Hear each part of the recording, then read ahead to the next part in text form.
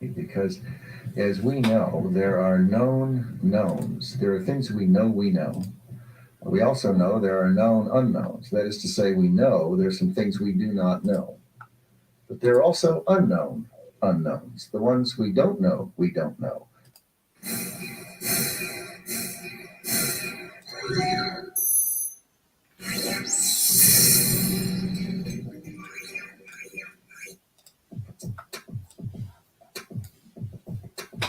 Yes, yes, yes.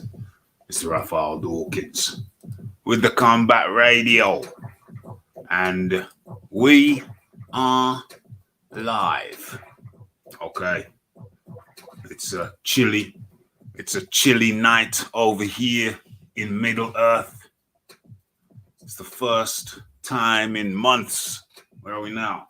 End of August. August the 30th, I believe. Correct me if I'm mistaken. August the 30th. And it's the first time in months that the Raphie has had to wear his winter attire. Don't get it twisted. Check the ballistics. Today was nice and sunny. It was short sleeve, short trousers order. It was a beautiful day. But the Raphie had a nap after dinner. When he woke up, it was kind of chilly, rather chilly. I had to swap the short sleeve, short trousers order for long sleeves, as demonstrated. There's my arm. I can't feel my arm. There we go. Long sleeves, long sleeve order, long joggers. Swap the shorts for joggers. Now the Raphie is covered from head to toe. Head to toe. Headgear in order. Let's make sure everything is in order and nothing is out of order. Phil Carl Roberts, bright and early. While the show started a tad late. I was hoping to start at something like 9:10. So a tad late. But ultimately at the normal time. I'm going to try and move this thing a little bit earlier. Start a little bit earlier.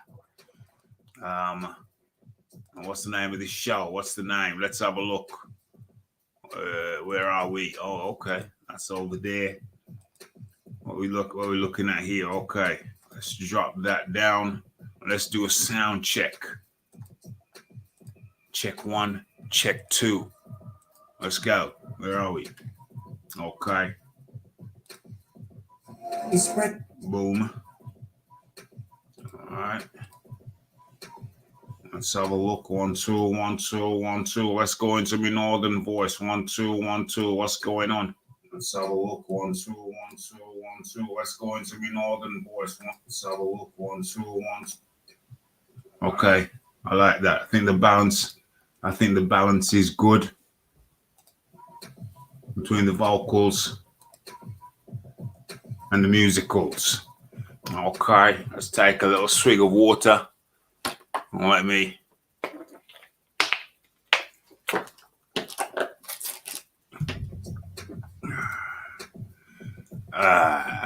Okay. Should be good. Usyk versus Fury. Should be good. I mean, the fight or the show. Or both. Yeah, let's be optimistic. Let's say both. Okay. Right. Let's have a look. Okay. Boxing Talk with Raphie 383. 383, is that right? 383, okay. If we've got any numerologists out there, what does that mean? 383. Tea leaf readers, numerologists, tea leaf readers.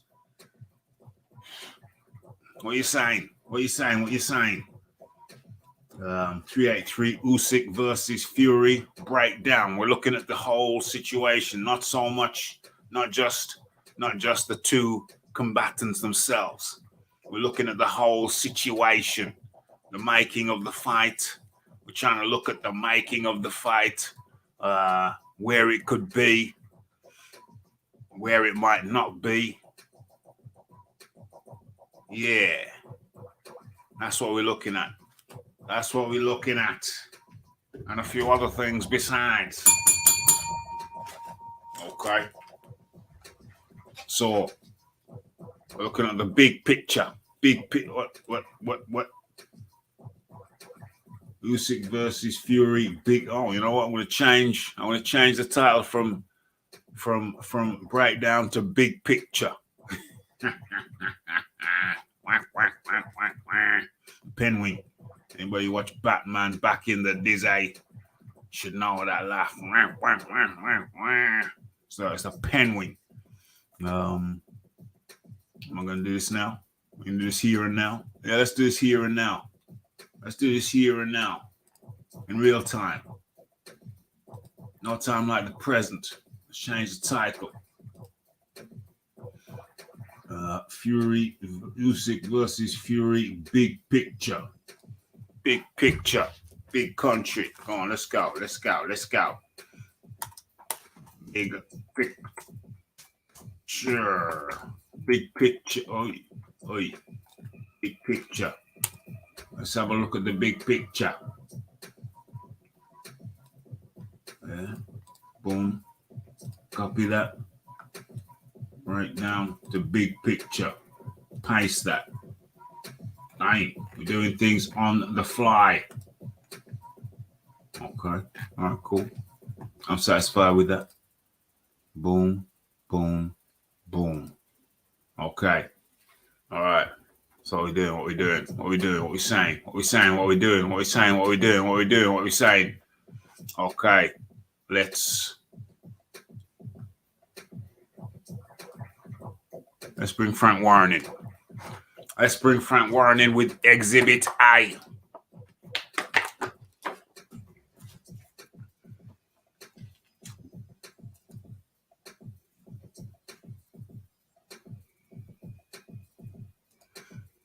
Fury will probably try and keep it at range, use his weight if they're getting close. I'm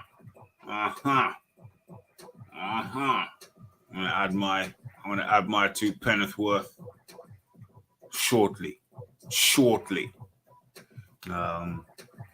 What we talking about? What we doing? What we saying? Okay. See that? Okay. I see you. Okay. I see you. Okay. Right.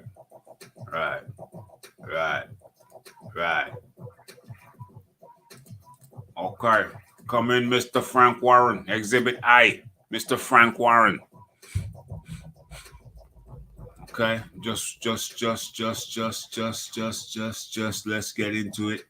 Raphie just woke up about 10 minutes ago.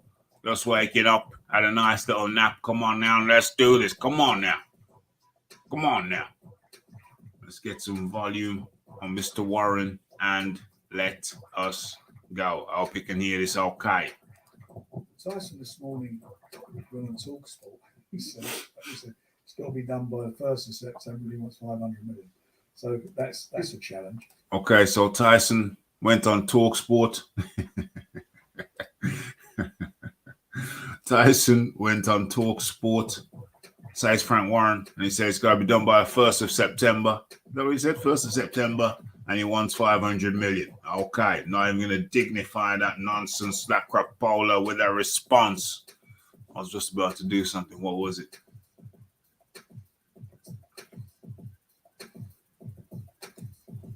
Okay, there's the clip. There's the volume. Oh, okay. I can't remember. I can't rightly remember. Okay, anyway. So let's pay no mind to that. It's the 1st of September. Wednesday is the 31st of August. That's tomorrow. And then Thursday is the 1st of September. So that ain't happening.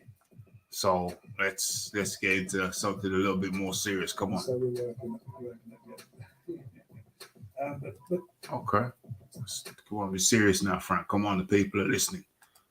Come on. But the bottom line of all this is that, excuse me, is that this is a bit faint. It's a bit quiet.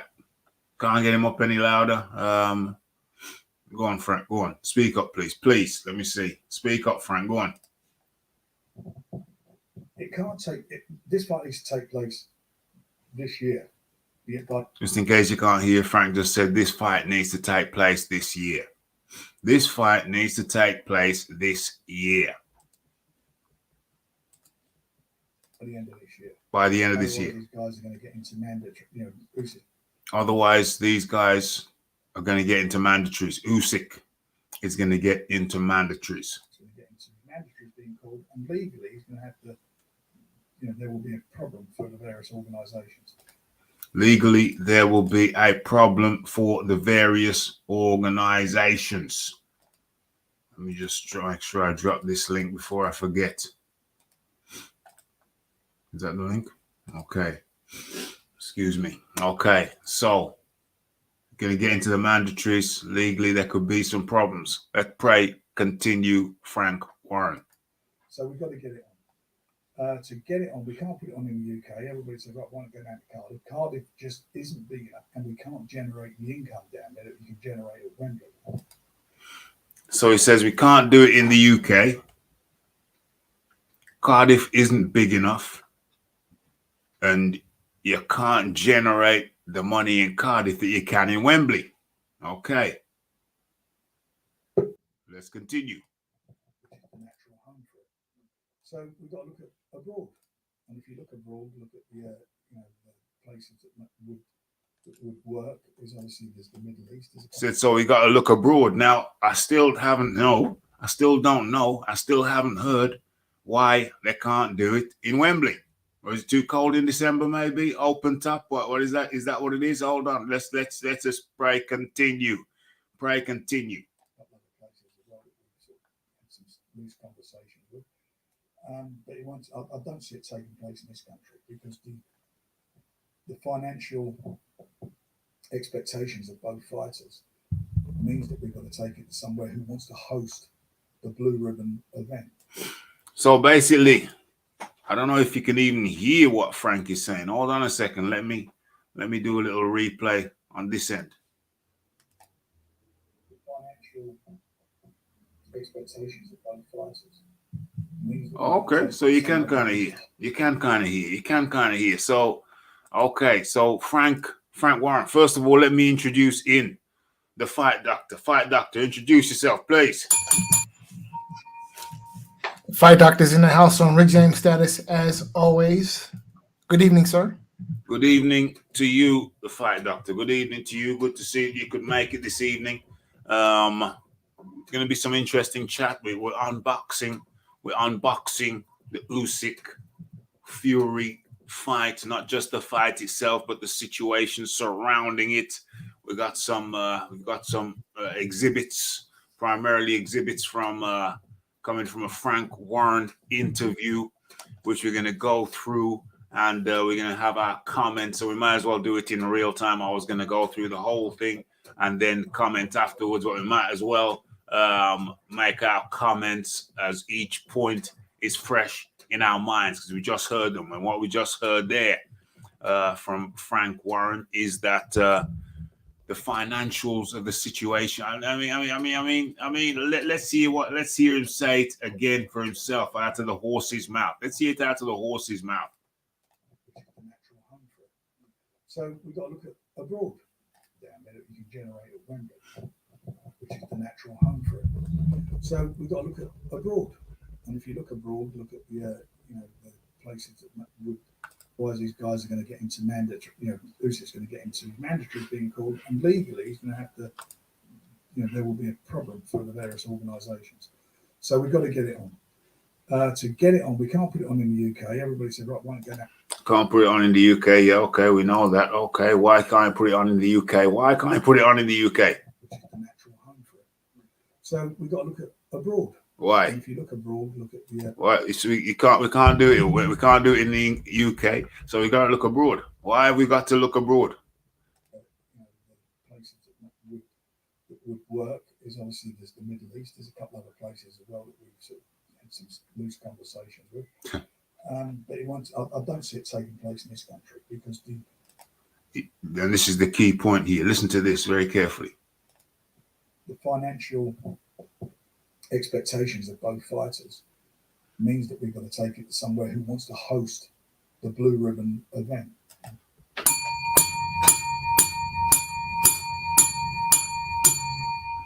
Now looky there. Now looky there. We can't host it in England because the financial expectations of both fighters means that we have to go abroad. Now, excuse me. This is gone. No, I haven't heard anybody talking about this, but you hear the Raphie Dawkins Combat Radio, and we get into things. We get into things. Now, the financial expectation. Now, hold on. One tiny. I'm really having to keep a lid. I'm really having to keep a lid on this. The financial expectations of both fighters means that it cannot be in England. Now, hold up. Hold up. Now, how come nobody's talking about this? How come nobody's talking? Let's be clear about this. Let's be clear about this. What when we break this down?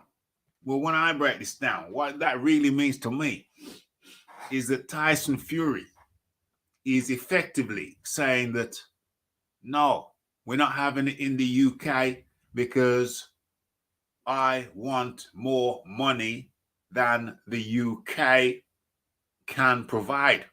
I want that Saudi money. I want that. Where the hell is the patriotism? Because Tyson Fury is now the patriotic guy. Is the guy with the flag behind his back. Where is the patriotism from Tyson Fury given to his people? Because he's now the Union Jack guy. He's now the guy who's flying the flag. He's the guy with the flag behind him. Where's the damn picture? It's the guy with the flag behind him. So how come Tyson Fury is now pricing the fight out of the UK? And why is nobody talking about it? You just heard it from the lips of his promoter.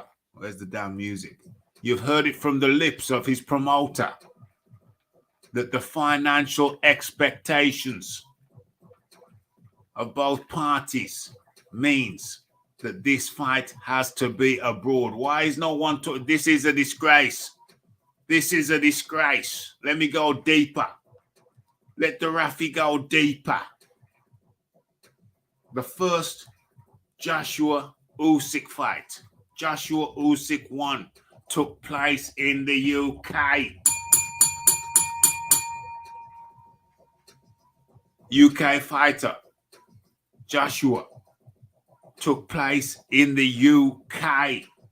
The second fight took place in Saudi.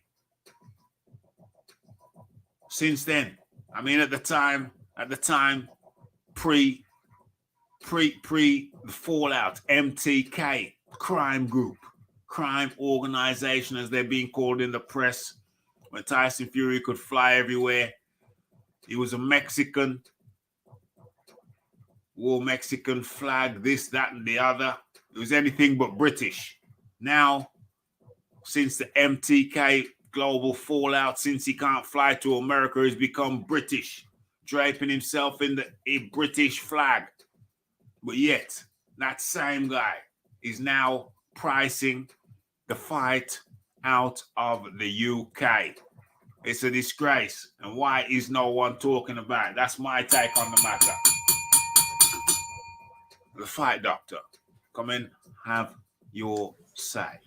Yeah, so I think there's more to it than meets the eye or meets the ear. I suspect the reason why Warren thinks it, or is saying that the fight can't happen in the UK is because Fury can't fight in the UK. Probably has something to do with the whole Kinahan situation. He just fought in the UK against Dillian White. Well, that was then. This is now. I mean, when the Dillian White fight happened, this is before all the travel bans and, Kinahan being on the FBI's 10 most wanted list and what have you. So that was then, this is now. And I mean, when is Tyson Fury been such a huge draw where he can demand, these crazy sums of money to fight? He isn't. Exactly. So yeah, Warren is making excuses, and this is sleight of hand. This is misdirection. Okay, the fact is, in my mind, this has something to do with the Kinahan situation. Okay, you can't come to the United States. Okay, and apparently you can't practice your profession in your home country because of your association with this international scoundrel. All right.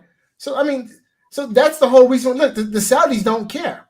All those rules don't apply in Saudi Arabia. None of them do. So You think I Saudi think that's. You think Saudi want him? You think the Saudi respect? You think Saudi respects a man with Tyson Fury's poor reputation, lifestyle? Do you think they rate him? Do you think they want him? I think Tyson Fury's lifestyle, poor lifestyle and poor reputation would fit right in with the ruling classes of Saudi Arabia, to be completely honest. Wow. Okay.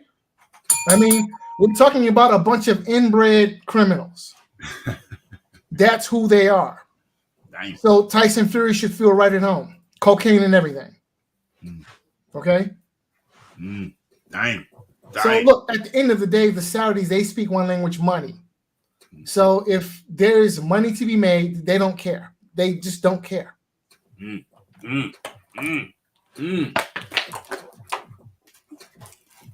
Okay. So what's this say? They can't put it on anywhere. If they want 500 million, totally price themselves out. Yeah, I think the 500 million is poppycock. Tyson Fury said Floyd Mayweather once got paid 400 million. He wants to top that, but like I said, was it the last show or the show before? Tyson Fury ain't Floyd Mayweather. Never has been. Never will be. He ain't no Floyd Money Mayweather. He ain't got that pull. Never had that pull. Never had anything anywhere near it. Was never that massive of a draw. The game's been elevated. Game's been elevated now because AJ set the bar. And so everybody started eating better. Once AJ started eating good, everybody started eating better. You know what I'm saying? Call his name. Drag his name through the mud. Tried to ride on his shirt tails. Well, they did successfully ride on AJ's shirt tails. And, they started eating better. I said, well, if AJ's getting this, I want that. You know what I'm saying? I want 50-50. That's when all the 50-50 talks. That's when all the 50-50 talk started. That's when all the 50-50 talk started. I want half of what AJ's getting.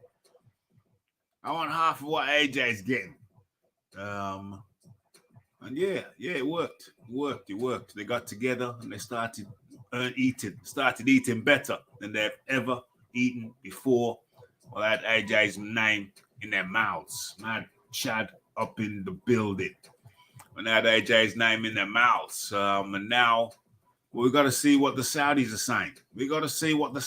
saying. Do they want it? Because really and truly, the ideal scenario, and there's a World Cup going on. I mean, the Raphie don't watch soccer no more. Used to back in the day, I don't watch that shizzle no more. I got other things to do with my time. And that's taking place in the Middle East. Where's that? Qatar. Something like Qatar. That's taking place in the Middle East around December time when the World Cup, December. I haven't been paying attention.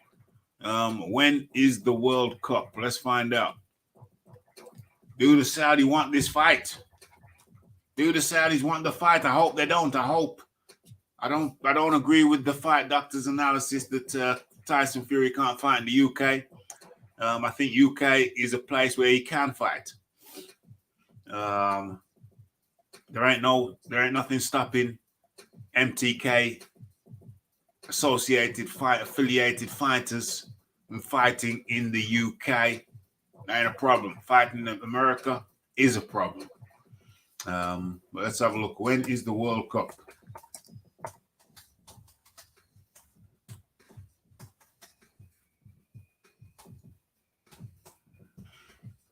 When is the World Cup? Next match, what time? What is this? World Cup group stages.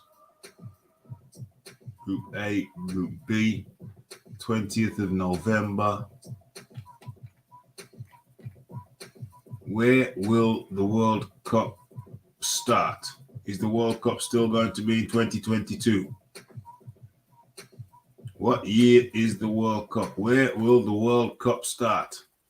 When and where is the 2022 World Cup?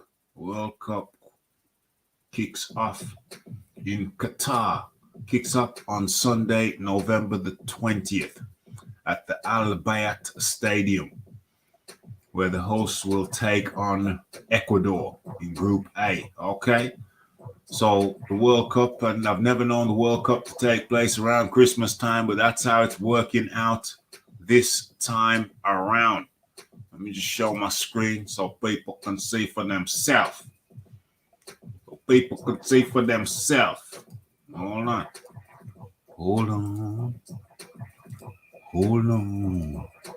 Okay, so that's on your screen right now. Okay. Let me just bring it up a little bit so people can see for themselves. Uh-oh. I made it smaller. Okay, that's as big as it's going. That's as big as it gonna go.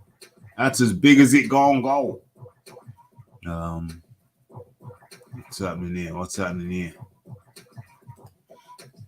Saudi Arabia soon be in control of golf.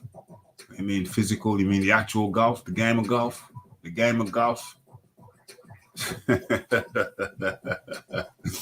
Okay. I am feel, yeah.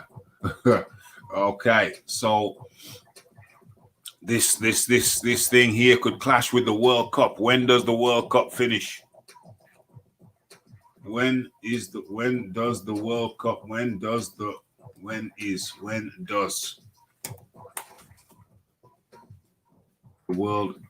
finish?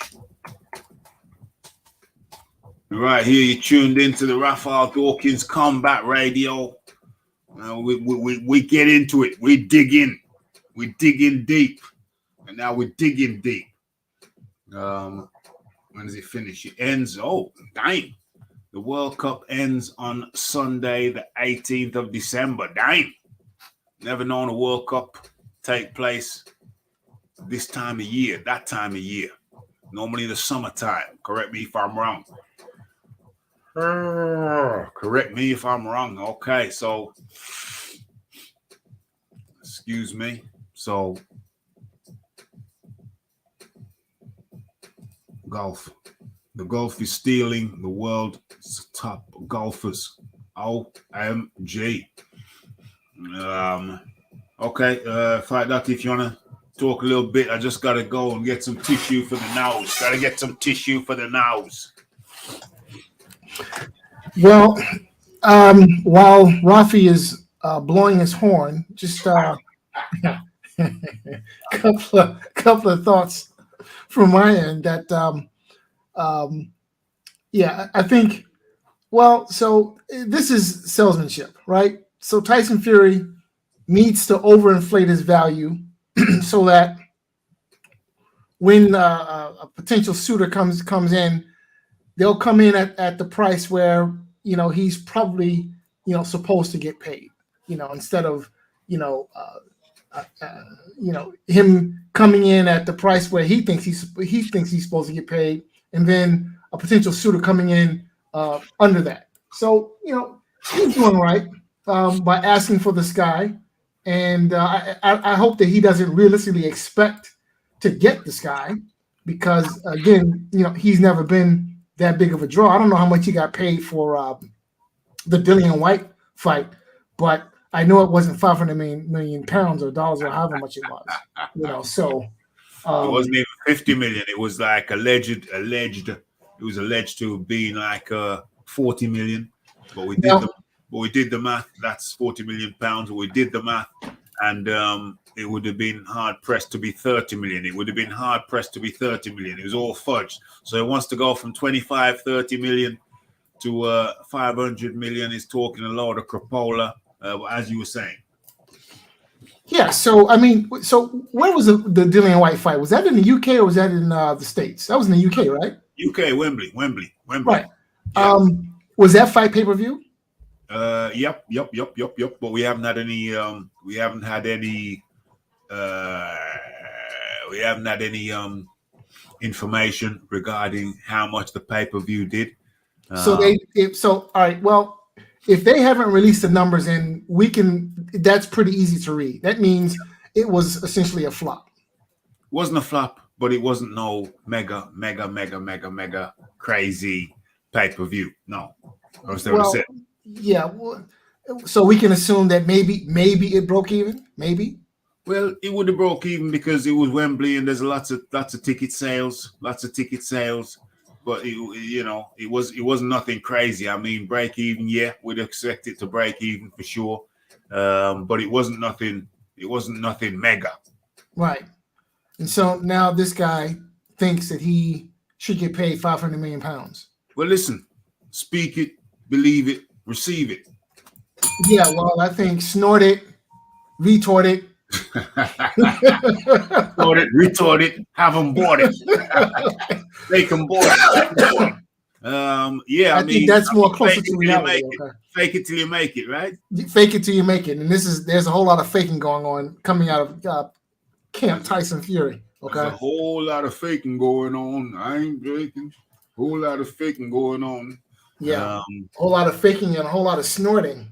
Well, hey, that's sniffing and snorting for sure. Check out the Live Golf Tour. Yeah, for sure. Yeah. Fury knows Usyk is his last fight. Usyk gonna bust him up. OMG. Fury versus White flop. Less than 100,000 buys from the US and the UK PPV sales were never released. OMG. So when they don't release their pay-per-view numbers, that means the fight did not meet expectations. It ain't good. So all of that crapola, all that talking, fake it till you make it. The fight Usyk, I mean, Fury can fight in the UK. There ain't no embargo against MTK fighters in the UK. This is one of the places where they can fight. The question is, where is the fight going to be? Because the Middle East, the UAE, United Arab Emirates, they're busy with the World Cup. So where is the fight going to be? That's the question.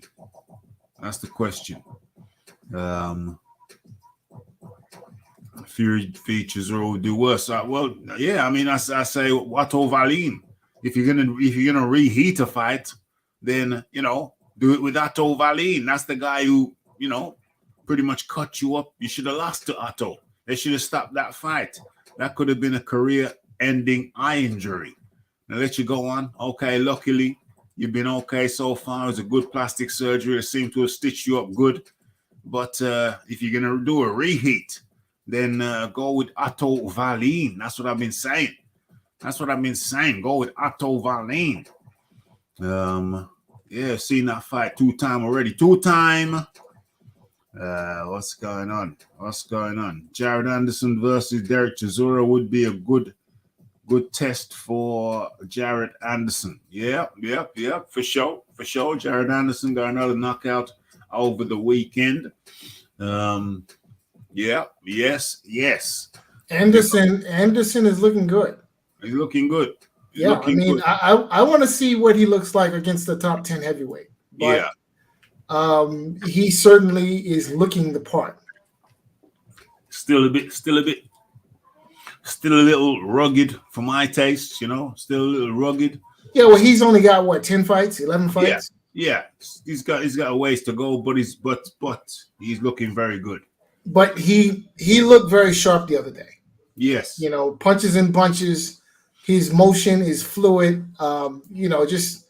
He's looking the part. Yes, he's definitely looking very, very good. Very, very good. Certainly heavy-handed. 240 pounds. He packs it.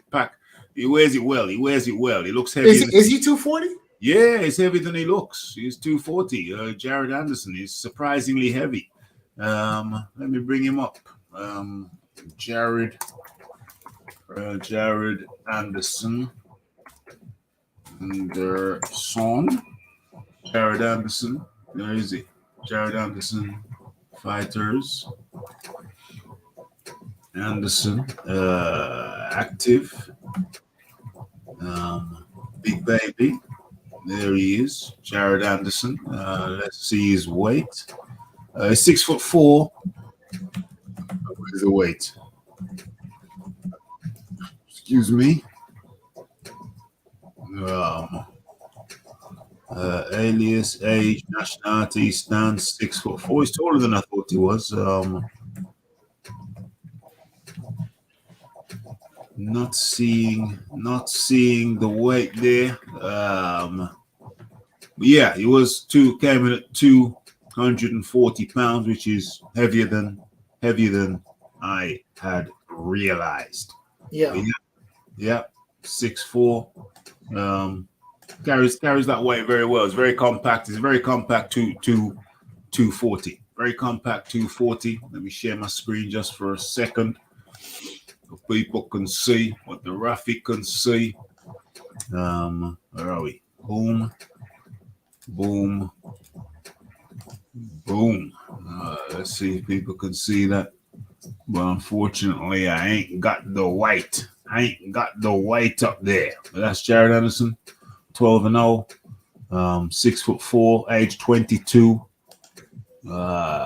orthodox, reach 78.5, Toledo, Ohio, 240 pounds.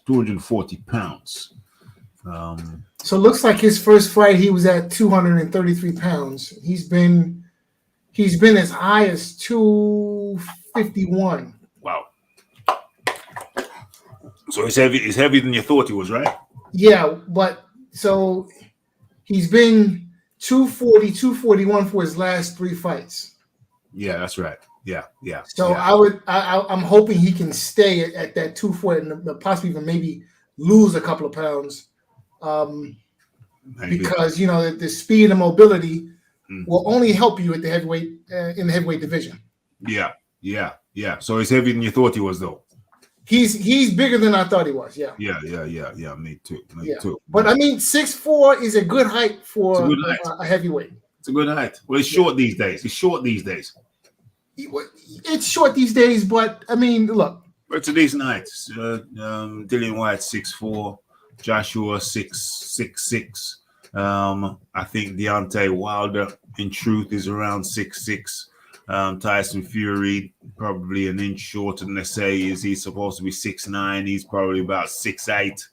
So Tyson Fury 6'8". Deontay Wilder 6'6" in reality. Anthony Joshua 6'6" in reality. Dillian White 6'4".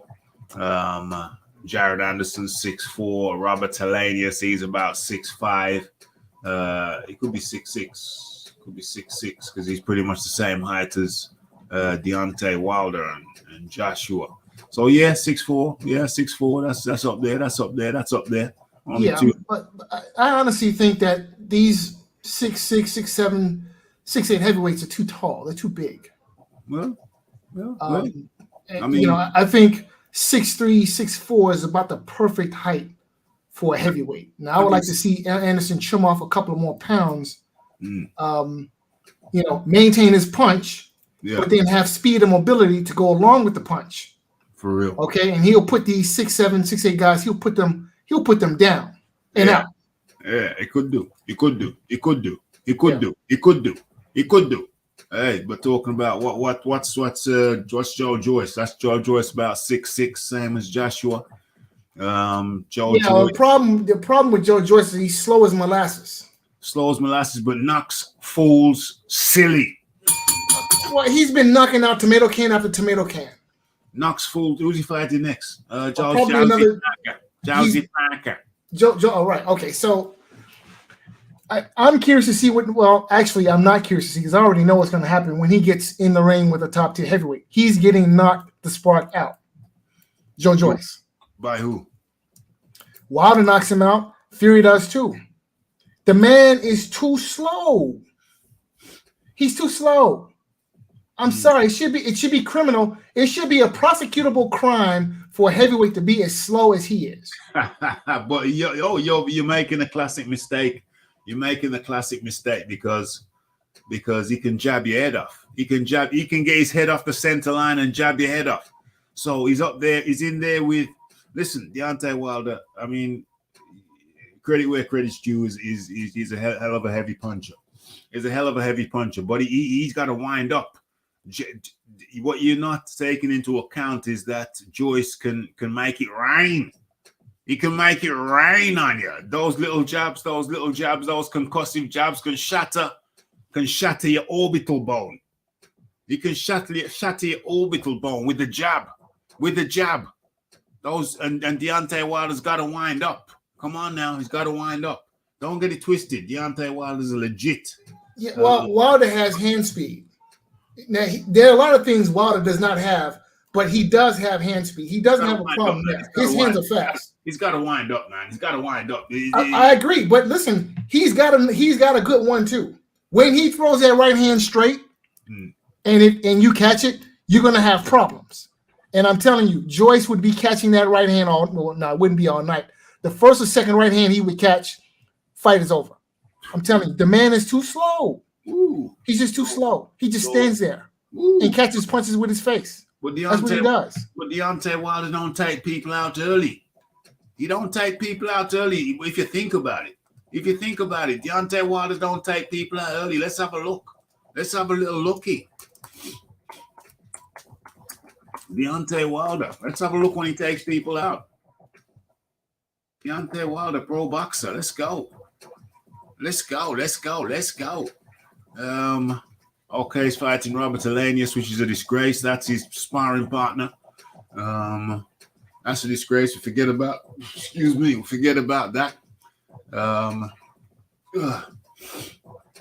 Tyson Fury, he got what happened last time out? Okay. What, 11? Damn, it went 11 rounds. Okay, went 11 rounds.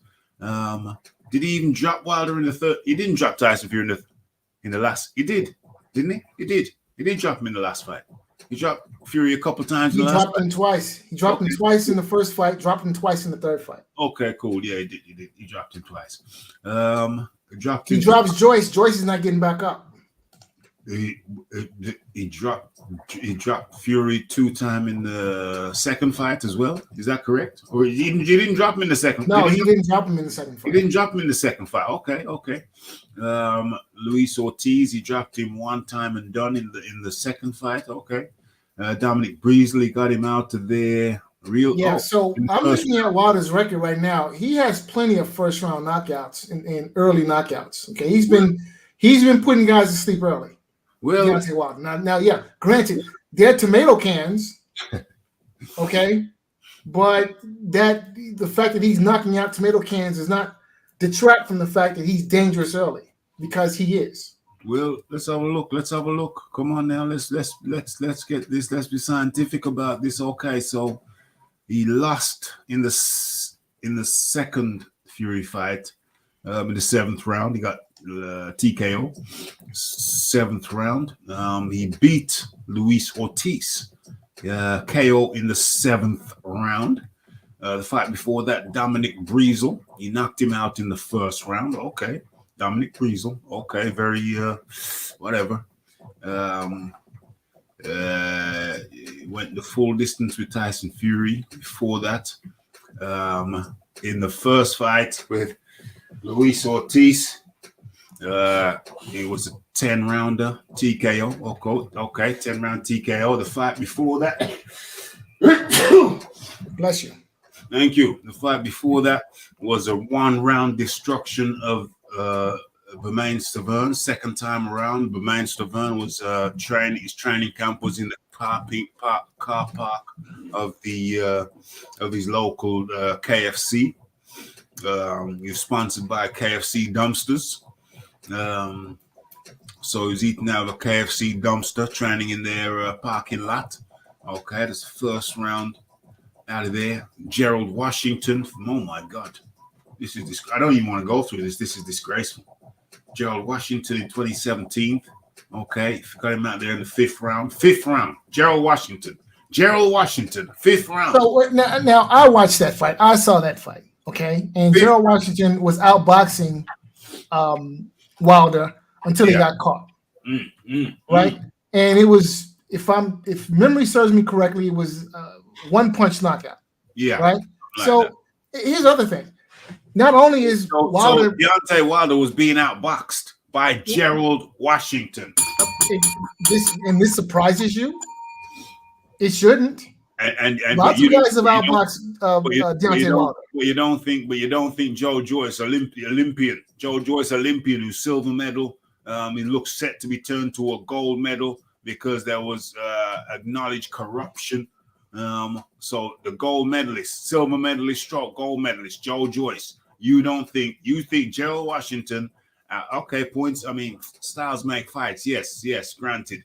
But you think that Gerald Washington outboxed Deontay Wilder, but Joe Joyce cannot outbox Deontay Wilder. Is that correct? See, you're asking the wrong question. Okay. The question you should be asking is, can Joe Joyce get back up? Get back up. Yes. Can he get up? How many times did Wilder knock Gerald Washington down? I don't remember, but I think it was just once. It was once. One time, and he didn't beat the count. So if Joe Joyce is outboxing Deontay Wilder, first of all, you have to acknowledge that there's a possibility that Joe Joyce could outbox Deontay Wilder. That's the first thing you have to acknowledge. Listen, I think that goes without saying. Okay, that goes without saying. Therefore, if you acknowledge that, then you have to acknowledge that Joe Joyce could outbox Deontay Wilder. It's a possibility Joe Joyce could outbox Deontay Wilder and knock him smooth out. He very well could. Which is what I think would happen. Look at it logically. But here's the problem with that. Put emotion to one side and look at it logically. If you look at it logically, you have to acknowledge that Joe Joyce could A, outbox Deontay Wilder, and B, knock him smooth out. Well, see, here's the problem with that. Right? First of all, Joe Joyce is not known as a 1-punch knockout puncher. That's not Joe Joyce. And the second thing is we have to acknowledge that the man is slow, and he blocks punches with his face. Well, you don't have to be a 1-punch knockout. It's better that he's not. It could be better that he's not a 1-punch knockout artist because he'll batter you upstairs and downstairs. And remember, he's not a headhunter. You don't just go to the head. He'll go downstairs too. He'll batter you upstairs, downstairs, and then club you to death, to near death. Okay, all right. So I see what's going on here. I see what. That's worse than being a 1-punch knockout guy. Would you rather be 1-punch knockout or get clubbed to death? Okay, I see what's happening here. What do you want? Tell me Anthony. Tell me what you prefer. Well, here's what I prefer. Right? Here's what I prefer. Yeah. I prefer that because here's what's happening. The Anthony Joshua cheerleading contingent have taken out their marker and scratched out the name Anthony Joshua and written in the name Joe Joyce. So now it's the Joe Joyce cheerleading contingent. Is that what it is? That's exactly what it is. Yes. Wow. Okay? Wow. Because, well, you need to write that in some kind of scripture somewhere then. Because this is the first time I heard you come out with this crap. I heard you come out with some other crap, but this is some new crap from the Fight Doctor. Round of applause. This is brand new crap. Exactly. Some brand new crap from the This- Fight Doctor. This is a brand new rhetoric. I've never heard this. I've never heard this from you. You need to write that in some scriptures, my friend. Yeah, this You is need to brand new write crap. that. You need to write that in some scriptures. So I see that the bandwagon has a Shifted. new moniker. Oh. So it's not the Joshua cheerleading contingent anymore. It is now the Joe Joyce cheerleading contingent. It's morphed. It's morphed. Well, it has, yes, because at the end of the The day, metamorphosis has taken place. Is that Yes. that's what you're telling me? well, so Usyk, Alexander Usyk has ruined the Joshua parade. He's peed all over it. Okay, so that's over and done with. Uh-oh. So you guys have had to latch on to the next best, the The next- second in line, who is Mr. Joe Joyce. Oh, wow. So Joe Joyce. So big up to Joe Joyce, who was the beneficiary, I think, Yeah. of Anthony Joshua's demise. Oh, wow. Long live the king. Wow. The king is dead. Long live the king. The king is dead. Long live the king. Damn, son. Who's joined us? May his reign be long. Well, he's 36 years old, so it ain't gonna be long. No, It ain't gonna be no, long. it's not going to be long at all. Especially if they put him in the ring with Deontay Wilder. It will not be long. No. Listen, let me explain to you. There we have an embarrassment of riches over here in the UK when it comes to heavyweights. We got Anthony Joshua, who's just been dethroned. Okay, fair enough, no problem. We got Tyson Fury. Sorry, Tyson Fury is the WBC champion. We got Anthony Joshua, who's just been dethroned. We got Joe Joyce, 36-year-old, who I've been championing for some time, despite the Fight Doctor's utterances. We got Daniel Dubois. Who I've been championing for some time. You forgot about Daniel Dubois because he's up there. He's up there. He's fourth, and we got Martin Bacoli.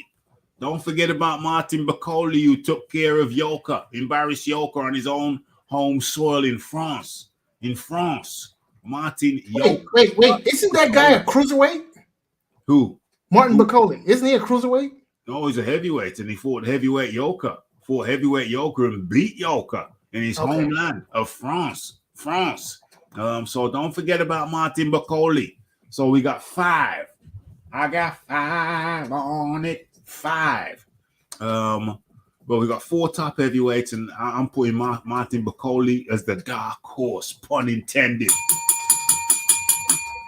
The dark So horse. here's my question. That's an embarrassment of riches. We rule the world. Who run the world? Who run the world? Ask Beyonce who run the world in the heavyweight division. So I have a question. It's something I can't. UK, baby. Say UK. Let me say UK. UK. So now I have a question, Mr. UK. Okay. UK. And this is something I haven't been able to quite figure out. But why is it that Anthony Joshua is so beloved in the UK and Tyson Fury apparently is so hated? Why is that? Say that again. Why is it that Anthony Joshua is so loved in the UK? He's loved and hated. Carry on. But Tyson Fury appears to be so hated. No. He's loved and hated too. Well, he doesn't get the same kind of love Anthony Joshua gets. At least not from my casual observation. Listen, the pub guys who are knocking them back. The pub guys, they worship Tyson Fury. So he gets a lot of love. Tyson Fury gets a lot of love. Don't get it twisted. I've made this analogy before. I've said it before, and I'll say it again. You remember the Jackson 5? Yes. Right. Do you remember the Osmonds? Barely. Okay. Well, what happened was the Jackson 5s came along and they got very popular. Very popular. So let's call them brown bread. So the American public wanted some white bread. Yeah? When the Jackson 5 got very popular, they wanted some more. So they looked around. Where's the white bread? That's brown bread. Some people don't want brown bread. Some people don't like brown bread. Raphie's fucking killing it. Look at the analogies. Look at the analogies just rolling off the tongue like that. Right? Some people saw the Jackson 5 and they didn't like the brown bread. They don't like brown bread. Yeah? For whatever reason, they don't like brown bread. It upsets their stomach. Okay? So they looked around and said, "No, we want some white bread. Can't we have some white bread instead? Can't we have some white bread instead?" And they looked around, they found these Mormons from Salt Lake City. Mormons. Oh, I said, these are good. This is good white bread. This is good white bread. This is some pure white bread. Nice white bread. And that was the Osmonds. That was the Osmonds. Now the Osmonds, they came out with their biggest hit.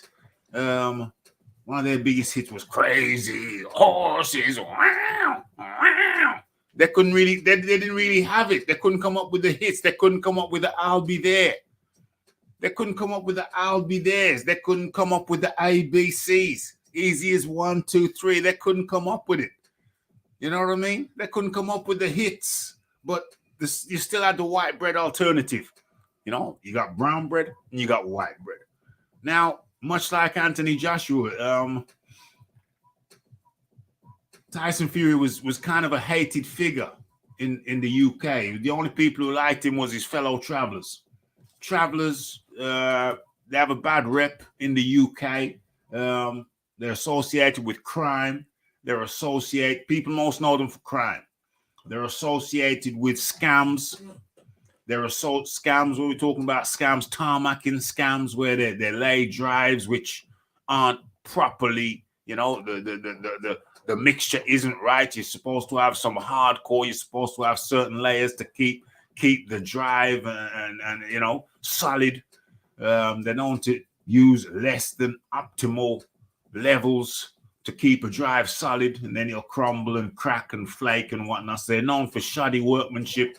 They're known for doing poor roofing jobs. I'll say, "Hey, I can fix your roof cheaper than the next guy," and then do a poor job, or if they do the job at all. So they have an extremely bad reputation.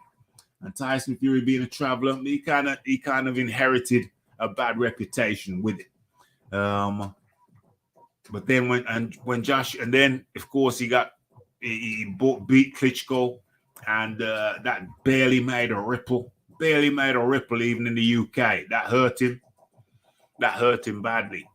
But then, you know, he was dirty. He was eating pigs' testicles. He was eating wild boar testicles. So he went away as soon as he hit his peak, his highest moment. He went away. He had to disappear because UCAD were on his ass over the wild boar balls. And this time, that was Anthony Joshua's ascendancy. Anthony Joshua ascended to the throne. He come back and he beat Klitschko, but there was no problem afterwards. Tests were clean, everything good. And in the meantime, Tyson Fury went into some kind of depression, went into hiding, bad reputation. But then he came back and he rebranded himself, repackaged himself, and some people who were kind of when Joshua lost to Fat Boy Andy, a lot of people were disappointed across the board. A lot of people went to work the next day shaking their heads. Damn, he lost. Even girls, a lot of girls were like, "I can't believe that an Adonis lost to a fat boy." You know what I mean? I cannot believe that an Adonis lost to a fat boy. You know what I mean? And there was a bit of a crumble there. But then I was looking at Tyson Fury beating the heaviest puncher on the planet. The heaviest puncher on the planet, the Man of Steel. And then Tyson's rebranding, repackaging, Started to come up good. And then you got the white bread. You got the brown bread that disappointed you. Now you got this white bread. Looks like it's the white bread came along. And so now, if you don't like brown bread, there's people out there who don't like brown bread, they have the white bread alternative, like the Jackson 5 and the Osmonds. But in this case, the white bread, pedigree-wise, is up there. He's been doing it since he was a kiddie. And I always say, if you've been doing this thing since you was a child, still, if you're doing this thing since you were a child, then you got a good bunk up. You got a good foundation. Almara Woods up in the building. Tyson Fury has got away with a lot of shenanigans in his career. It's amazing when you really think about it. It is amazing. The tone is up in the building. Tony Boswell in the building. Yeah, nice to have your opinion. Nice to see ya. Nice. I used to like Fury early in his career. Then it became apparent that he was an idiotic bullshizzler. So, the wizard sleeves. Wilder was fourth equal in the worst Olympic boxing tourney in history. Commentator said it was the worst. He was the worst boxer he'd ever seen. KO'd 2 OMG. I think that's a fair assessment. Yep, fair assessment. Because Wilder is bad. There's just no debating that. His boxing skills leave something to be desired. No question. He's bad. You know it. Really, really bad. But he's got the great equalizer. Yeah, yes. But I think that Joe Joyce, he outboxes him. He really does. I think the wind up. I'd love to see that fight, but we'll never see it. Because I think the wind up. There's that wind up. Yeah, he does that wind up from Wilder. There's that wind up where he cocks his hand back. No. I think Joyce reigns on him. So Joyce is promoted by Hearn, right? No, Joyce is promoted by Frank Warren. Okay, all right. Yeah, Frank Warren promotes Joyce. He promotes Dubois. He promotes Tyson Fury. But yeah, I mean, you'll never see. Deontay Wilder has avoided all the good heavyweights. All. Does Warren do business with the PBC? Warren, because I honestly don't remember. Yes, well, he did business with the PBC with Tyson Fury and Deontay Wilder. But outside of Fury Wilder, no, I don't think there's a relationship outside of that. Right? Because it's Bob Arum, isn't it? Because I mean, it's Bob Arum. Is Fury's American promoter. So really, yeah, but Arum doesn't have anything to do with Joe Joyce. So I mean, if we wanted to see that fight, Arum wouldn't necessarily need to be involved. Because correct me if I'm wrong, but Joyce has no connections, no ties to Arum or ESPN. No, that's correct. So I mean, potentially that's a fight we could see. I mean, probably not likely, but I think it could happen. Well, if we're talking about that, we'll have to talk about. If we're talking about that, we have to talk about the fight that Deontay Wilder, the fights plural, two, the fights that Deontay Wilder's just turned down. Finkel acknowledges. Dang, this went from Fury, Usyk to Deontay Wilder. But that's fine. We flowed. That's the flow it went in. That's the way the river flows. Sometimes in rivers there's an undercurrent and it can just suck you down and suck you in different directions. So that's the dynamics of a river. That's the dynamics of a river, and it's all good. Certainly interesting. I'm interested. It's a good conversation. So you see, if we talk about that, then we have to acknowledge what Deontay Wilder's just done. Deontay Wilder, Shelley Finkel acknowledges that Matchroom, the Zone, have reached out to him, trying to make deals with him, making some damn good offers to Deontay Wilder. And Deontay Wilder, Shelley Finkel has acknowledged it. Deontay Wilder has acknowledged it. But they turned them down. They ain't even responded. Eddie Hearn said, hey, we're making some good, big offers to Deontay Wilder. And Deontay Wilder's he's publicly acknowledged. He said he ain't interested. I know. No, they just want an insurance policy because they're not confident. See, once again, he's talking pure crapola. It honestly hurts. I listened to a 20-minute interview with Deontay Wilder, and it hurt my head. It hurt my head because you're listening to a man talk pure crap, a grown-ass man talking pure crap. Yeah, he's a millionaire. He's a multimillionaire. He's made big money out of ducking Anthony Joshua, Tyson Fury too. They've made big money out of ducking Anthony Joshua with each other.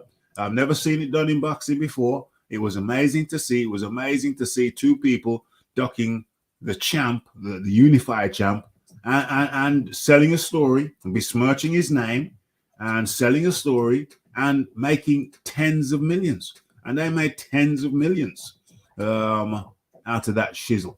It was amazing to see. It's wonders and signs. Wonders. I mean, you see something new every day. There's weird things. Fact is often stranger than fiction. It was weird for me to sit down and watch two guys make tens of millions out of besmirching the next man's name and besmirching his name and his character.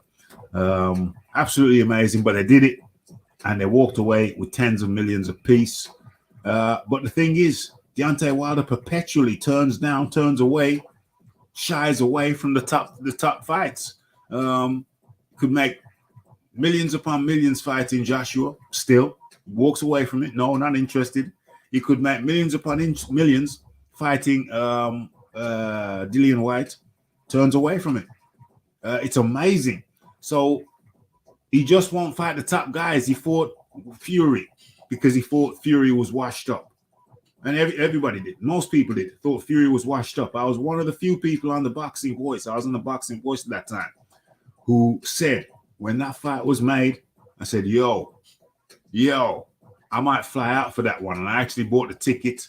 I think I told a story about me buying the ticket and then the undercard was a load of shit, pardon my expression. And then it was in LA, not Vegas. So it was not tourist friendly. So I had to sell my ticket in the end. It was not tourist friendly, but I was going to be there because I sensed that Tyson Fury was going to put a whooping on Deontay Wilder's ass in the first fight. They laughed. I still got the audio. They laughed at me. There was mockery. It was like, ha ha ha. I was the fool. Allegedly, according to them, I was the fool. That was the tone. If you thought Tyson Fury was going to win, you were in the mind not well. From an American perspective, you was a fool. So Deontay Wilder, don't get it twisted. Check the ballistics. Deontay Wilder thought Tyson Fury was washed up. That's why he fought Tyson Fury, in my humble opinion. Okay, Raphie, that was then. This is now. So okay. Now, look, let's be honest. Deontay Wilder has suffered two back-to-back brutal beatings. Okay? I mean, just vicious knockouts in fight number 2 and fight number 3. And I'm still trying to decide which knockout was more vicious. So you honestly can't blame the guy for taking a soft touch in his comeback fight. I mean, if I were managing... I don't blame him for that. Right. That's not what I'm saying. I'm not talking about his comeback fight. Remember, what I'm talking about is the fact that he's perpetually, throughout his career, ducked the top fighters.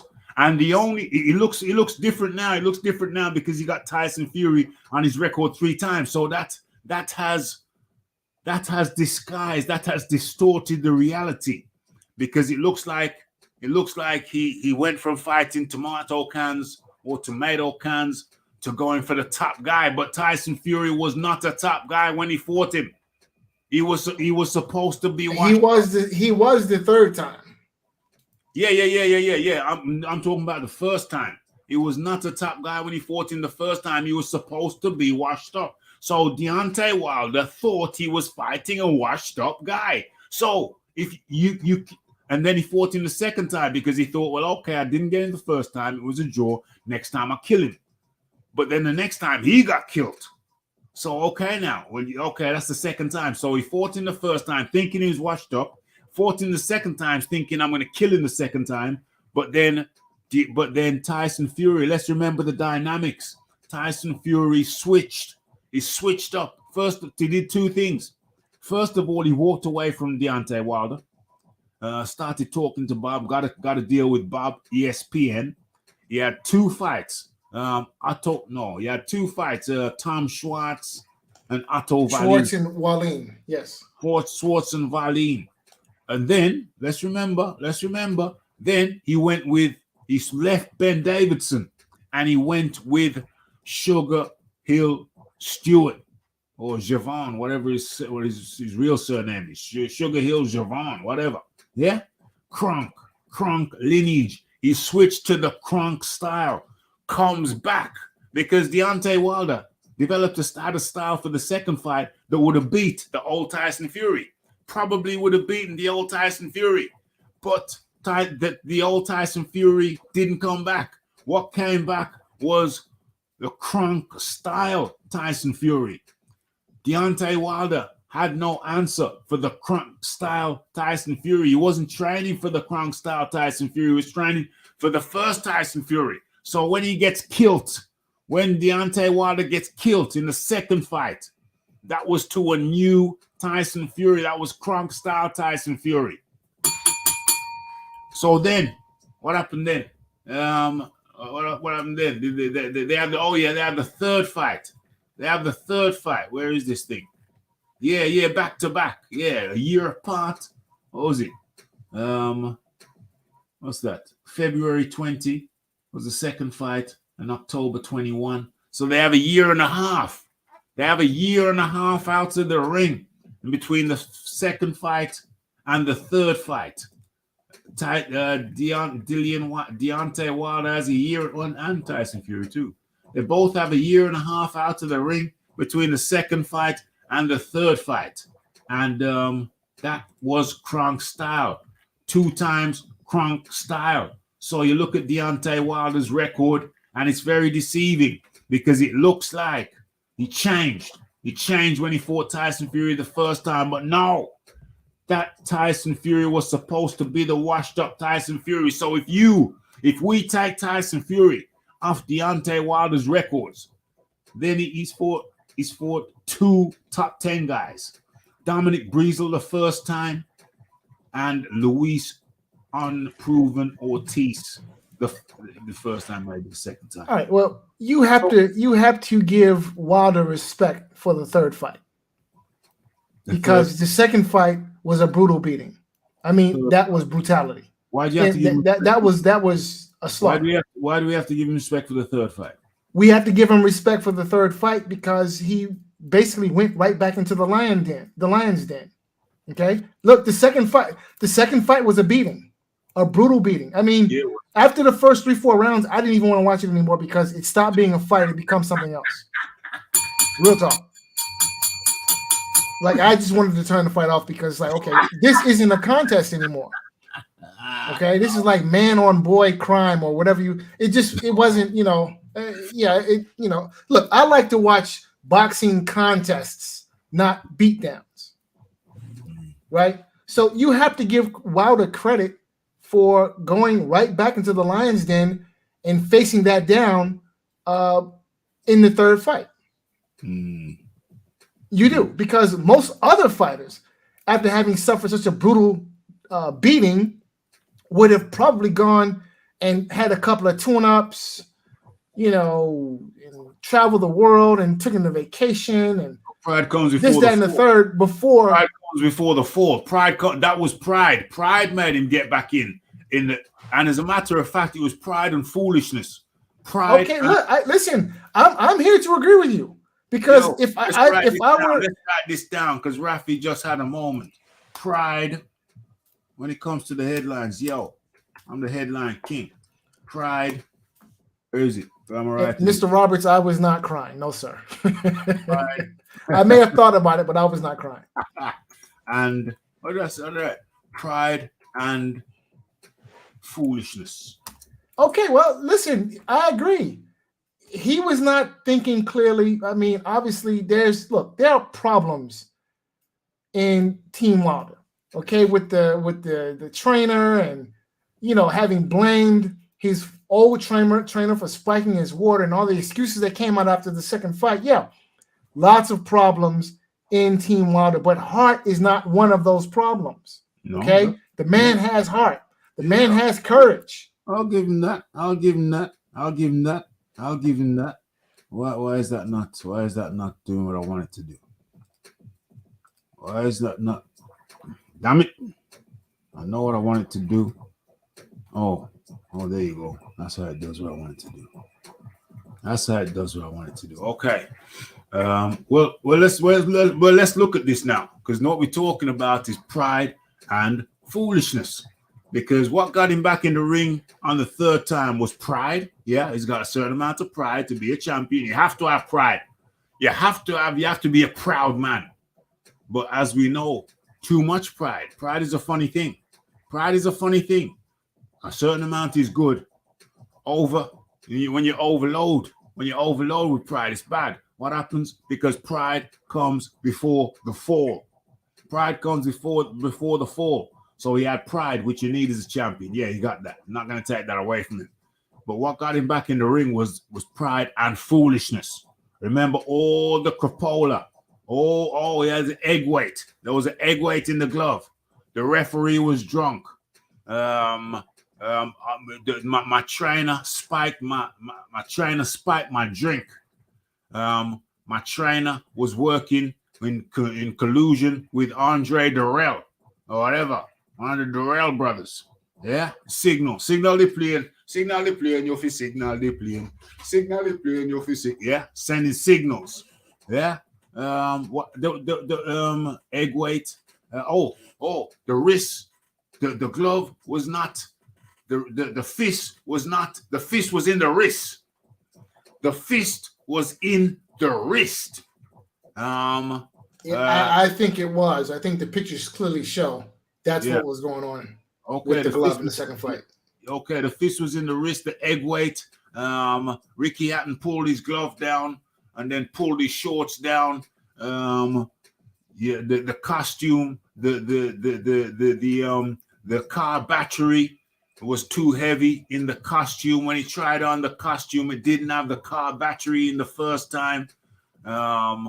So there was no padding. The fist was in the wrist. There was no padding in the glove. The egg weight, the drunk referee, the car battery in the heavy costume. He had an itchy scrotum bag. So the foolishness got him back. Wait. Did you just say itchy scrotum bag? Yeah, he had itching powder in his jock strap. So right. Okay. I just wanted to make sure I heard you correctly. The had itchy powder in the jock strap. So throughout. Are you speaking from experience?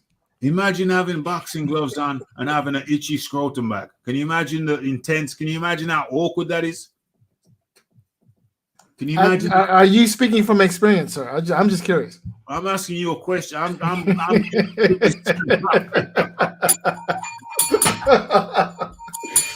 I'm saying to you, imagine having itching powder in your jock strap. Well, I think that's probably not the best place to put powder, okay? Look, there you go. He thought it was Johnson's and Johnson's. He thought it was Johnson & Johnson. Somebody spiked his Johnson & Johnson powder that he puts in his jock strap, and it was itching powder. You know what I mean? That was cruel. That was the cruelest. That was a low blow. Well, I can see how, a itchy scrotum could make it difficult to concentrate on fighting. Hell yeah. Yeah, that would make it very difficult to concentrate on throwing a punch. That would make it exceptionally difficult. The footage in the fist in the wrist was from the first fight. That was the first fight, not the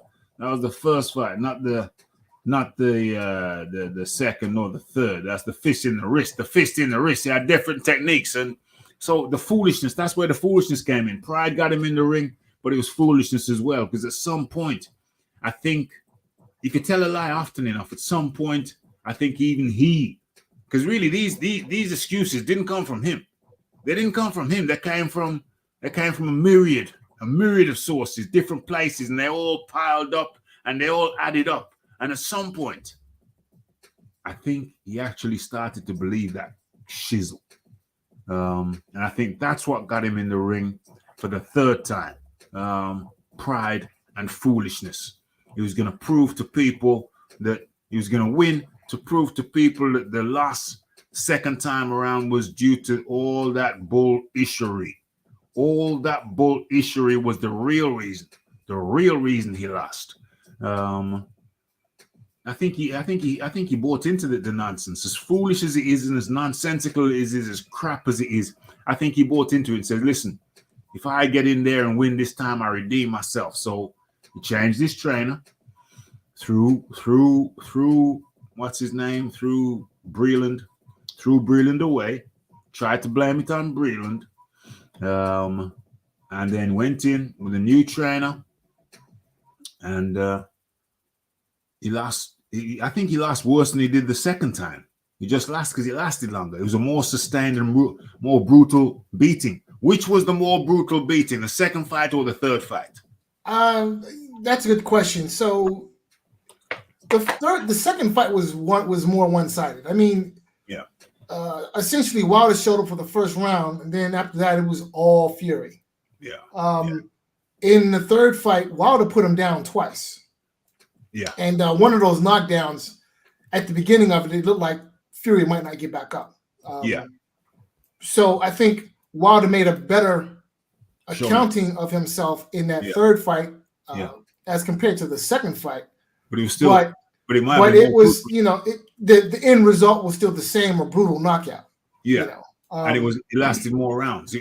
I think was it not a more sustained beating? Even though Wilder made a better account. He probably took more punishment in that third fight than he did in the second fight, only because the fight lasted, more, a couple more rounds. I mean, it was the second fight, it went 10-11? 11. Yeah. So he definitely took more of a sustained beating. For real. Because there are really only a couple of rounds that I would have given Wilder in that third fight, and essentially the rounds where he put Fury down. Yeah. The rest of the fight was all Fury. For real.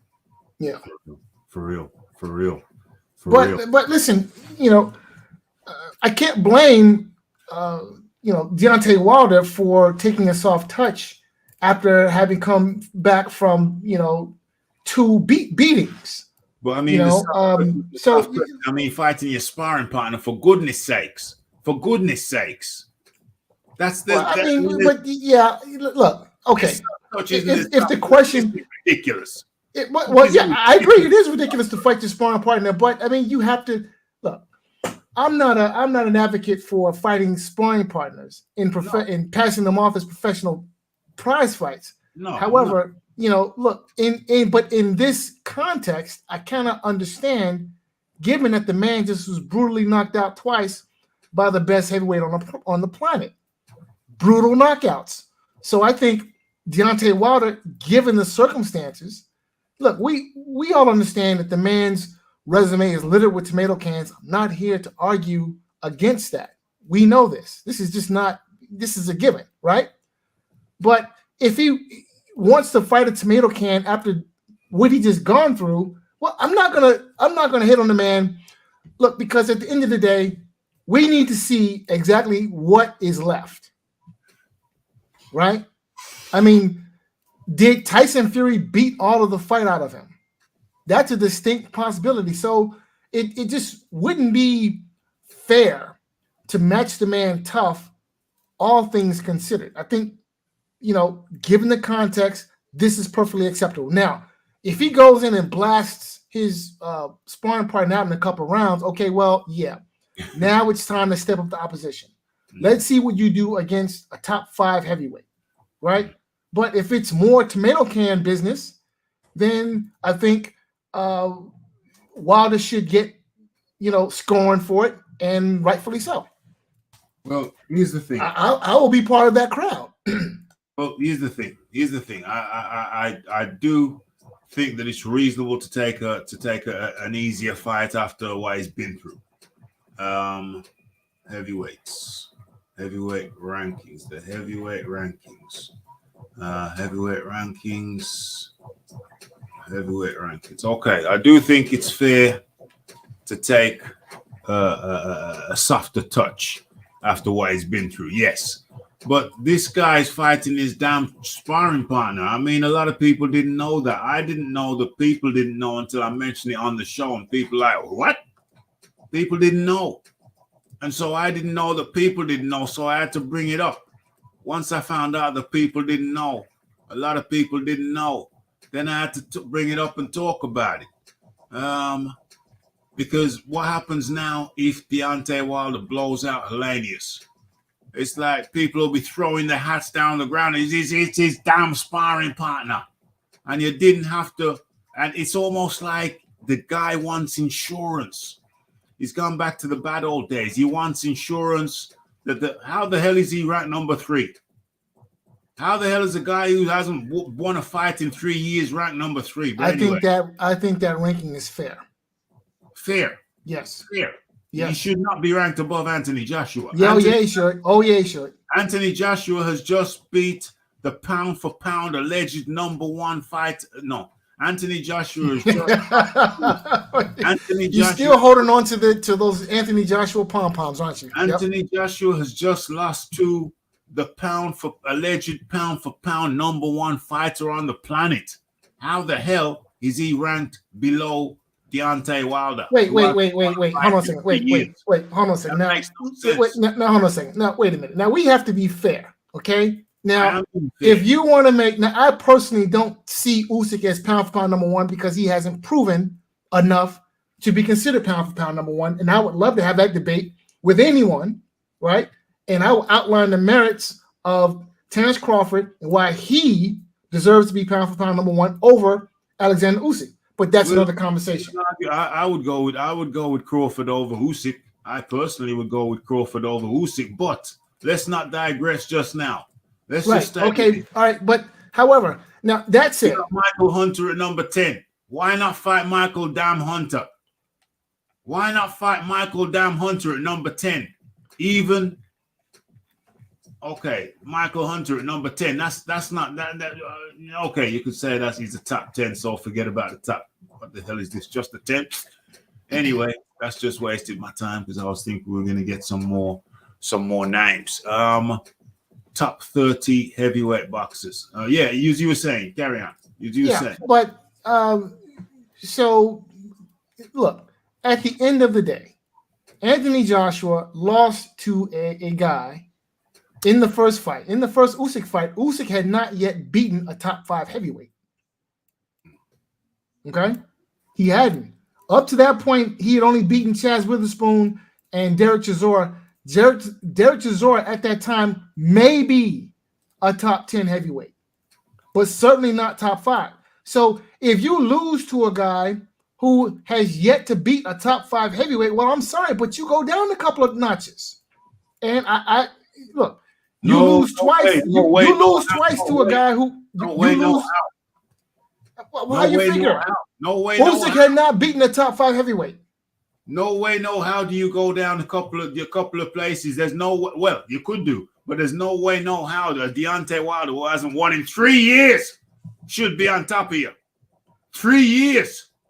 3 years, the man ain't won. Let it sink in. 3 years, the man ain't won a fight in 3 years, and he's okay. So again, that all needs to be put. Even been in the top 10. That all needs to be put in this proper context. Be in the top 10. Yeah, that all needs to be put in this proper context. Should not be in the top 10. He ain't won in 3 years. You know what? Yeah, that all needs to be put in this proper context because once again, we have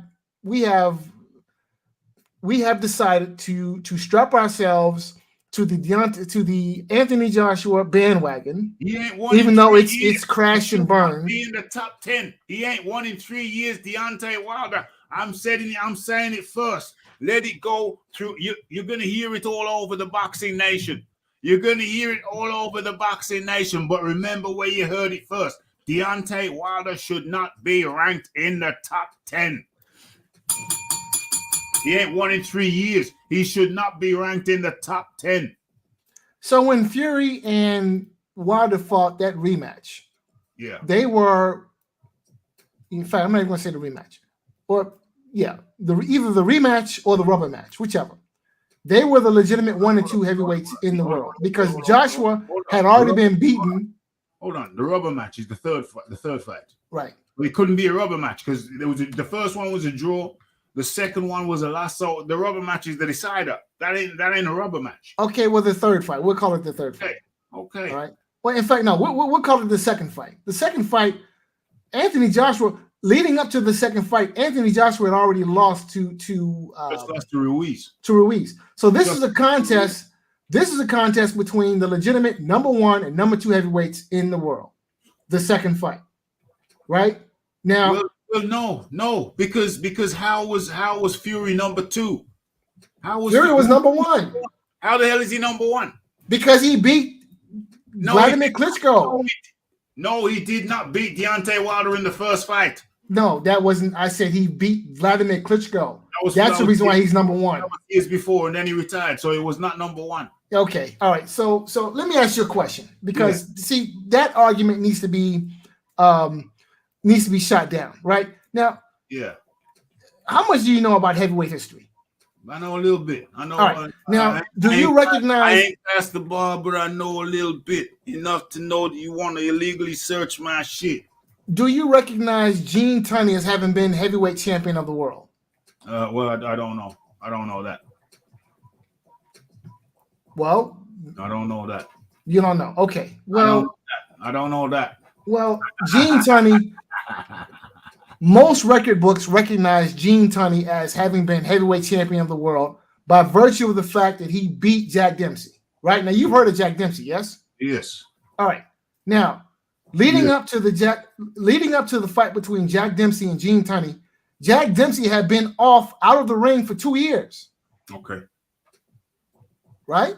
Okay. But boxing history records Gene Tunney as having won the legitimate heavyweight championship off of Jack Dempsey, despite the fact that Dempsey was coming off a 2-year layoff.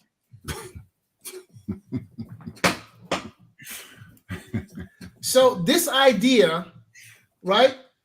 This idea. I'm going to let you wrap up. In fact, you have a similar situation. I'm going to let you wrap up. What did Kanye say?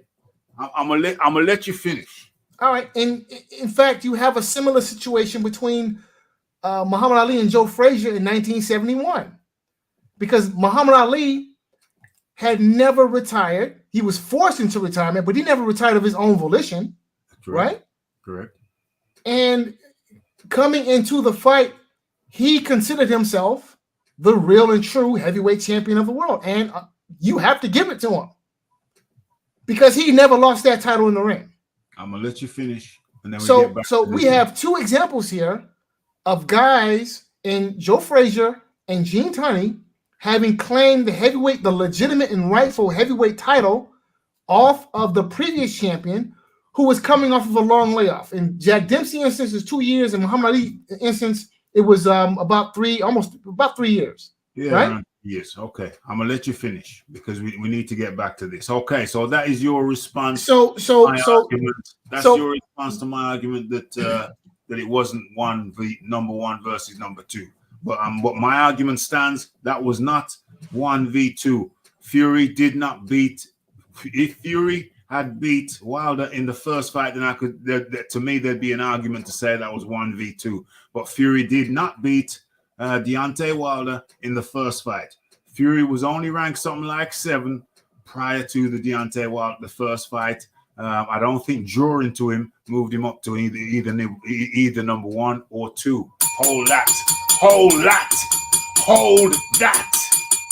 Okay, Raphie, hey. Okay, so now you've had your say, I've had my say. Now let's get back to the matter at hand, if we may. Lyrically smart. Lyrics. Okay. So right now we're at 20. That's a good point that you made, by the way. But anyway, Adam Kawanaki at 26. We're going down the rankings. We're looking for somebody other than Hellenius, other than Deontay Wilder's sparring partner Hellenius. Okay, we got Adam Kawanaki just got beat by Hellenius. Okay, so that's the retort. Well, why are you advocating for a guy who just got beat by Hellenius? Okay, so forget him. Forget about him. We're looking for someone. We're looking for a bit of a soft touch. Gassiev, he ain't fought in a couple of years. He just fought recently. He won. TKO. What is that? July 22. Whatever. Last fight was a TKO of Carlos Welch, Belgrade. Is that in the first round? Ajit Kabayal. Is that still too tough? Okay, let's say that's too tough. Zan Kobuski, nobody knows him. Okay, he speaks no English. Okay, fair enough. Fight Carlos. Is Carlos Takam too tough? So effectively everybody in the top 10, everybody in the top 30, because that's 30, We're looking for somebody who's a soft touch. So everybody in the top 30 is too much for him. Carlos, would you have accepted Carlos Takam? Wait, where is Hellenius ranked?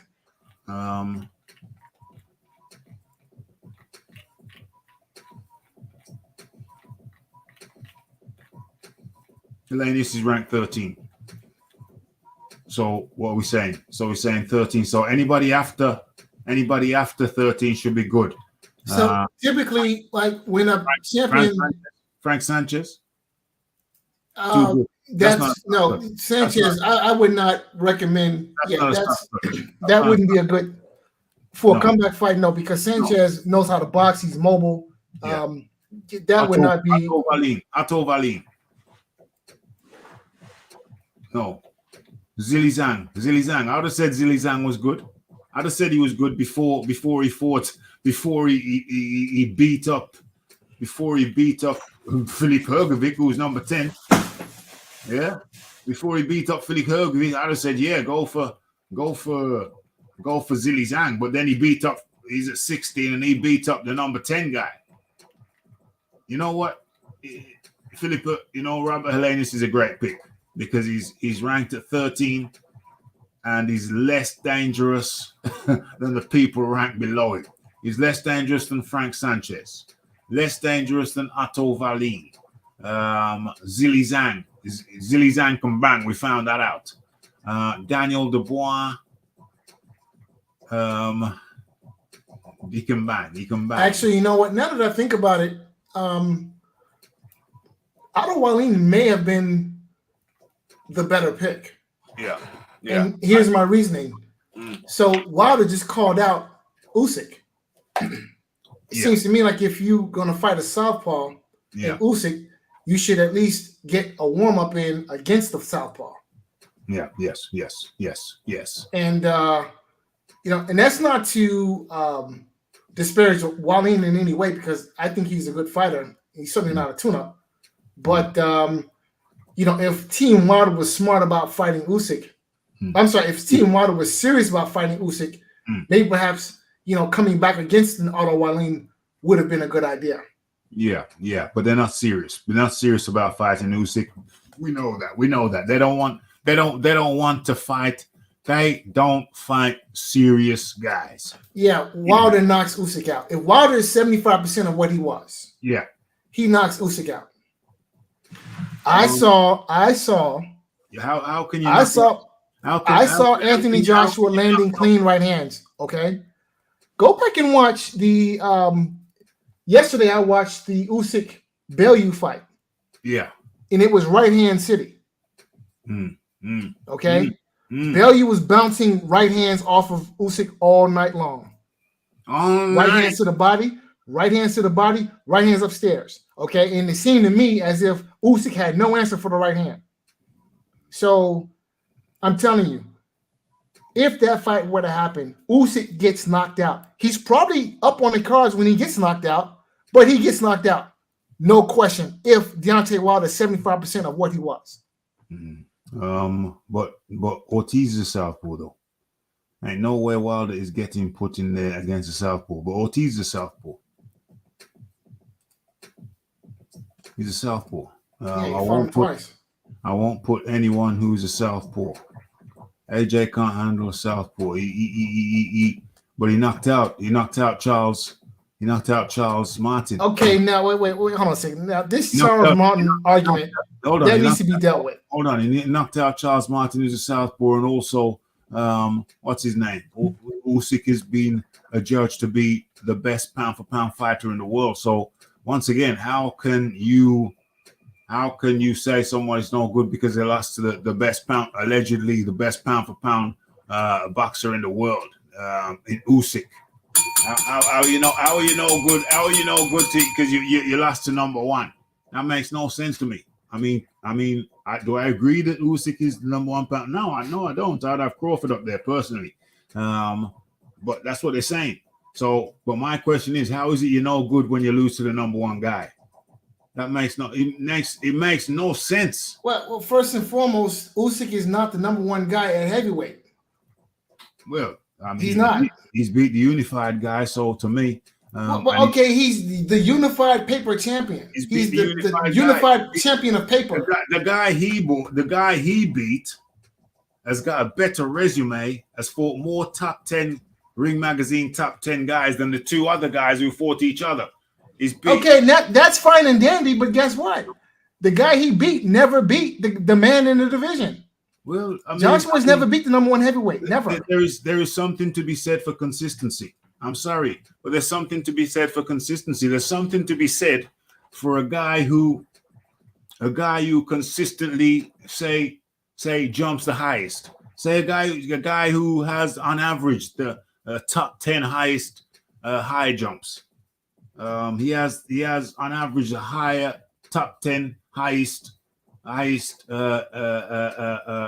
jumps. But then some other guy goes and wins the World Games and the Olympic Games. So some other guy has the medals for winning the World Games and the Olympic Games.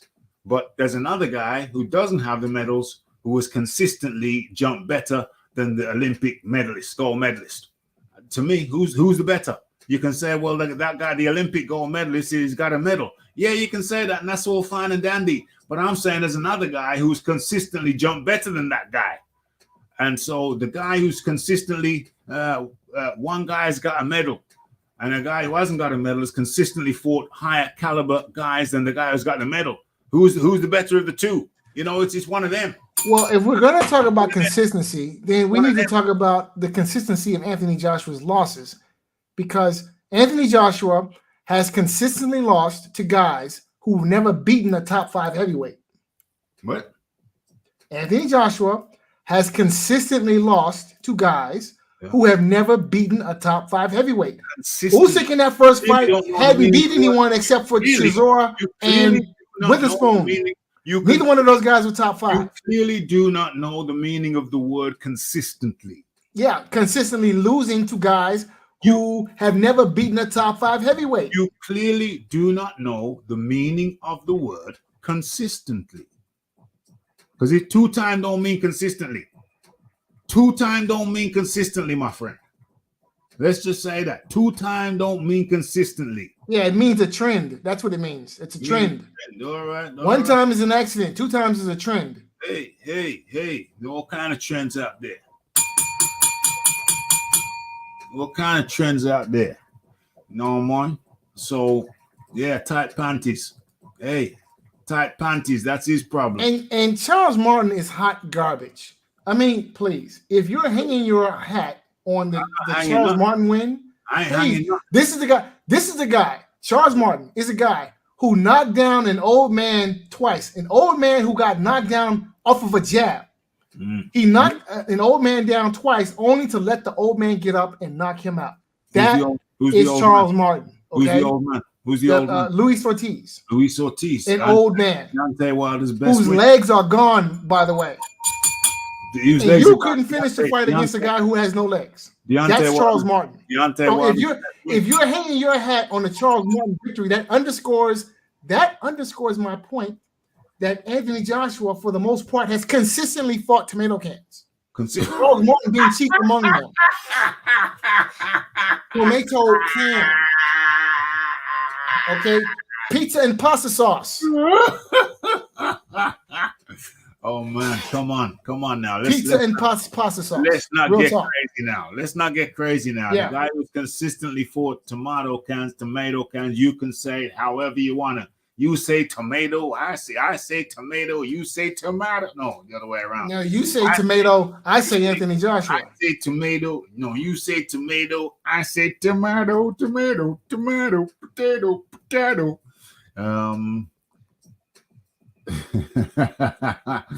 Ortiz had Martin talking to a duppy, aka a ghost up in the machine. Remember that one? Ghost in the machine. Who remembers that one? So Deontay Wilder consistently fighting tomato cans. Tyson Fury is merely a blip. Even though he appears 3 times on his record, he's merely a blip. Deontay Wilder's best, only top 10 wins being against Bermain Stavern. One, the first time, not the second time. Second time he was sponsored by KFC. He was dining out of their bins in the parking lot. He's sponsored by KFC bins in the parking lot. That was his that was where he's getting his meals. Came in all bloated like a friggin' hippopotamus. And Luis Ortiz. Those are Deontay Wilder's best wins. Forget about Tyson Fury. He thought that Tyson Fury was washed up. Don't get it twisted. Check the ballistics. And as for Tyson Fury versus Alexander Usyk, which is the title of this piece, which I think I'm gonna have to Tyson Fury. Hold on. Usyk versus Fury, the big picture. Well, this is part of the picture. Because these two guys, Fury and Wilder, made their names off each other. But one of them, or both of them, have shown a record of not really fighting the top guys. Because Fury wasn't a top guy when Deontay Wilder fought him. Deontay Wilder has never been a top guy because he never fought nobody. Never fought nobody. But you got to give him credit. He fought 2 top 10 guys. Severn was at minimum, at worst, top 5 when Wilder fought him. So you have to give credit where credit is due. What's that? Say that again. I said Severn was at worst top 5. He was probably top 2 or 3, but he was at worst top 5 when Wilder fought him the first time. He was a top 10 guy. I gave him his credit. No. He was a top 5 guy. Yo, he was not a top 10 guy. He was a top 5 guy. I don't know. Severn was in the first fight. I don't know about all that.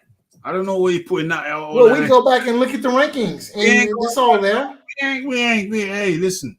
We're keeping this thing nice and concise, man. We're keeping this thing nice and concise. He was top 10. I gave him his due. Stavern was top 10 the first time, not the second time, when he was eating out of a KFC dumpster like a friggin' bear in Nebraska. And Ortiz, okay, old Tease. Let's give him his due. Let me not call him Ortiz. Let me call him by his proper name. Luis Ortiz was top 10 too. Okay, he was top 10 too. Listen, honestly, when you think about it, yeah, we break down Joshua's resume. There's really only one name worth mentioning on his resume. That's a 40-year-old coming off of a loss, 18-month layoff, Vladimir Klitschko. Well, that's ridiculous. I'm not even going to entertain that. Because I mean, outside of that, who has he beat? I'm not even going to entertain that because he's Dillian White. Yeah, I know that made you cough. Yeah. Well, I was coughing before that. Go and check Dillian White. Go and replay the tape. I mean, seriously, who has he beat? Who's he beat? Dillian White. Well, you know what? We can go back and Dillian White, the WBC mandatory twice for 3 years, right? Gets 1 punch knocked out by a 39-year-old heavyweight, then comes back, somehow regains his WBC mandatory status, and what happens? gets knocked out by Tyson Fury with the same punch. With the same punch. And this is supposed to be one of same Dillian punch. White is one of Anthony Joshua's best wins. Well, Again, what are we talking about here? We can go back. I mean, what you're saying don't make sense. Don't make no sense whatsoever. Let's go. Let's look at the records. Yeah, what don't make sense is Anthony Joshua's resume. That's what don't make sense. Unless you're making pizza or pasta sauce, his record don't make sense. It make no sense. Okay, because it's tomato can after tomato can. Well, that's ridiculous. Come on, let's look at the facts now. Let's try and stick to the facts, right, Doctor? Come on now. Let's not try and mislead the people. Eric Molina. I think the Wilder fought Eric Molina, took him 9 or 10 rounds, whatever. Joshua got him out of there in 3. Okay, that's Eric Molina. I hope you can see that. Can you see that? Let's have a look. Eric Molina, yeah, you can see that. Vladimir Klitschko, the man that Deontay Wilder avoided. Anthony Joshua TKO'd in the 11th round. If the referee didn't mess around, let Anthony Joshua get it off clean, then that would have been a KO, not a TKO. Okay. Carlos Takam, another guy Deontay Wilder wants nothing to do with. Anthony Joshua got him out of there in 10. And Carlos Takam, who is Carlos Takam? Well, Carlos Takam is the guy who, I mean, if you watch Carlos Takam against Joseph Parker, to me, that was an even fight. That was 50-50. Joseph Parker was given the nod by the judges, but to me, that was 50-50. That was a 50-50 fight. Joseph Parker, ex-WBO world champion. Anthony Joshua beat him, unanimous decision. Alexander Povetkin, a guy with a long pedigree. He got a secondary heavyweight championship belt at one point. And Anthony Joshua knocked him out, or TKO that was a knockout in the 7th round. Long pedigree. Andreas the Punch. Wait. What do those scorecards say in the Povetkin fight? It's 7, 58, 56, 58, 56, 59, 55. You got and those scorecards don't look like they're going Joshua's way. Look like they're going Povetkin's way. He got knocked the fuck out. Yeah, those scorecards look like they're going Povetkin's way. How you looking at a scorecard when a man gets knocked the fuck smooth the fuck out? I don't know. Come on, brother. Okay, Andreas the Ponce Luis. Okay, lost the Why Do Fools? No, that's a different song. Andy, Mr. Andy Doughboy Ruiz never beat a top 5 heavyweight. Andreas the Ponce Ruiz. Well, if you look at his fight with Joseph Parker again, that was another 50-50 fight. And Joseph Parker was a WBO champion. And again, Mr. Andy Doughboy Ruiz never beaten a top 5 heavyweight. Mm-hmm. And probably wasn't even ranked in the top 10 at the time of the fight. Probably wasn't. So, but he won. Anthony Joshua, I believe, was concussed prior to that fight. Hey, but that's not Andrew Ruiz's fault. Second fight, Joshua comes back and gets the unanimous decision. Cool, but I've rated Andreas the Ponce. If you listen to my videos prior to the fight, I said this is going to be a test because styles make fights. Kubrat Pulev once again,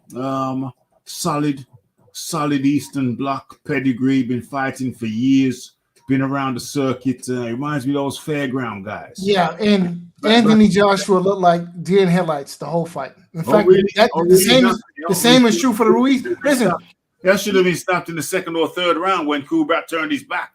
So forget about this 9-round business. That referee should have waved this off early in the fight when Kubrat Pulev turned his back and turned tail. Should have been an early finish. Look, I remember watching the Pulev fight, and Pulev clearly in the later rounds was not interested in fighting. Okay, but unfortunately, his opponent also clearly was not interested in fighting. Oh, really? Well, which is the reason why the fight. How is it a guy turns his back on you in the 2nd round, but you don't knock him out to the 9th round? How in the world does that happen? So it's over. Turn his back, so it should have been over. So then he goes on, and these are all guys. These are all guys that Deontay Wilder had he wanted no smoke from none of these guys. Vladimir Klitschko didn't want the smoke. Carlos Takam didn't want the smoke. Joseph Parker didn't want the smoke. Alexander Povetkin didn't want the smoke. Yeah, Alexander Povetkin cheated. Wait. No, we can't. No, we can't let that one go. I'm sorry, but So the fight all was. these guys, Listen, all of these guys are hold on a pedigree second. guys. Wait a minute, sir. No. We need to set the record straight. We need to set the record straight. Deontay Wilder got on the plane and flew overseas to go meet Alexander Povetkin, who subsequently popped dirty. And hence the fight was canceled. So all of this talk about Deontay Wilder having ducked Alexander Povetkin is a load of crapola, sir. Horse hockey. Didn't want the smoke. Okay. No. It seems to me Alexander Povetkin didn't want the smoke. That's the reason why he was cheating. And Tyson Fury ain't that much better either because his record is way for thin. His record is way for thin. Who's he got on there? He's got Vladimir Klitschko. Who else he got? He got Vladimir Klitschko. He's got Chisora before Chisora got good. And who he got? He got Wilder, who's untested, unproven. I mean, it ain't all that. So to then criticize the guy who's got more top 10 consensus, top 10 wins than both of them cats put together, I gotta put it to you, sir, is utter poppycock. You do realize, of course, that Andy Ruiz ruined Anthony Joshua, right? Well, he ruined him. Hey, brother, I'm not in his head. Yeah, he ended Anthony Joshua. Hey, I'm not in his head. You might be in his head, but I'm not in his head. He hasn't been the same fighter since. Well, hey, okay. Hey, I'm not in his head. He went from Mike Tyson to Pernell Whitaker in his mind. OMG. Hey, you know what? We've done so much. We've done so much in so little time. It only took us 2 hours to produce another classic. And that's what this one was. It was a classic, ladies and gentlemen. It was a privilege. I don't know if you realize this was a privilege for you to be here. Well, hey, you know, the good points being made all across the board. Good points being made all across the board is a privilege. I don't know if you realize this, folks, but it was a privilege for you to be here. And it was a privilege for the Fight Doctor and I to engage in such deep discourse. A lot of good points. No question. A lot of good points made. This one was a classic. Kept it moving. The beat was always in the background. We kept it syncopated. Kept it moving, and I thoroughly enjoyed this. And what? I still got half an hour. Before bedtime. I got time to make myself a nice cup of hot cocoa. Nice cup of hot chocolate. Thoroughly enjoyed it. So you got plenty enough time to go get all of that Anthony Joshua paraphernalia and cross out Anthony Joshua and draw in Joe Joyce. So I'll send you some markers so you can get that all done. Well, listen. Let me show you something. Oh, and by the way, people, don't keep the privilege to yourself. I notice a lot of you people ain't sharing. You ain't sharing the shout. Go ahead and share the shout to your friends and loved ones near and far, because you shouldn't keep a good thing to yourself. So don't be selfish. Okay, let me show you something. Okay, number one, we got Tyson Fury. This is UK. We got Anthony Joshua. See the flag? That's UK. That's 2. We got Dillian White. That's 3. UK. See the flag? We got Joe Joyce. That's 4. Foul. Keep on counting. You're going to run out of fingers soon. We got Martin Bakowli. That's 5. Keep counting. You're going to run out of fingers. Daniel Dubois. See the flag? That's 6. We got Huey Fury. That's 7. We got Derek Chisora. That's 8. Keep counting. You run out of fingers yet? Let me see if there's anybody else. Remember, you're 8. Oh, okay. We got to the 30. All right, no problem. But you were 8. We got 8 of the top guys. 8 of the top guys up in here. All flying under the British flag from near and far. We got Anthony Joshua, English, Nigeria. See that? English, Nigeria. You got Dillian White, Jamaica, United Kingdom, Ireland. You got Joe Joyce, English, Nigeria. English father, Nigerian mother. You got Martin Bakoli, Scottish, Democratic Republic of Congo, United Kingdom. Who else we got?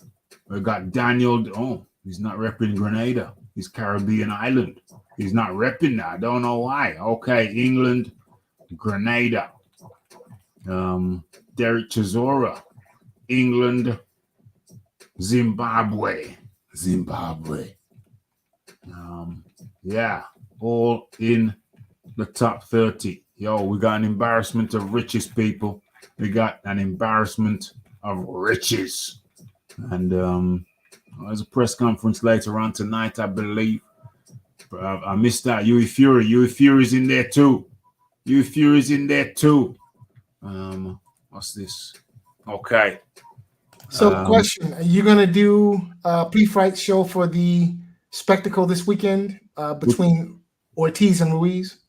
Ortiz and Ruiz. I will be sleeping happily in my bed. That's going to be like about 4 a.m. in the morning.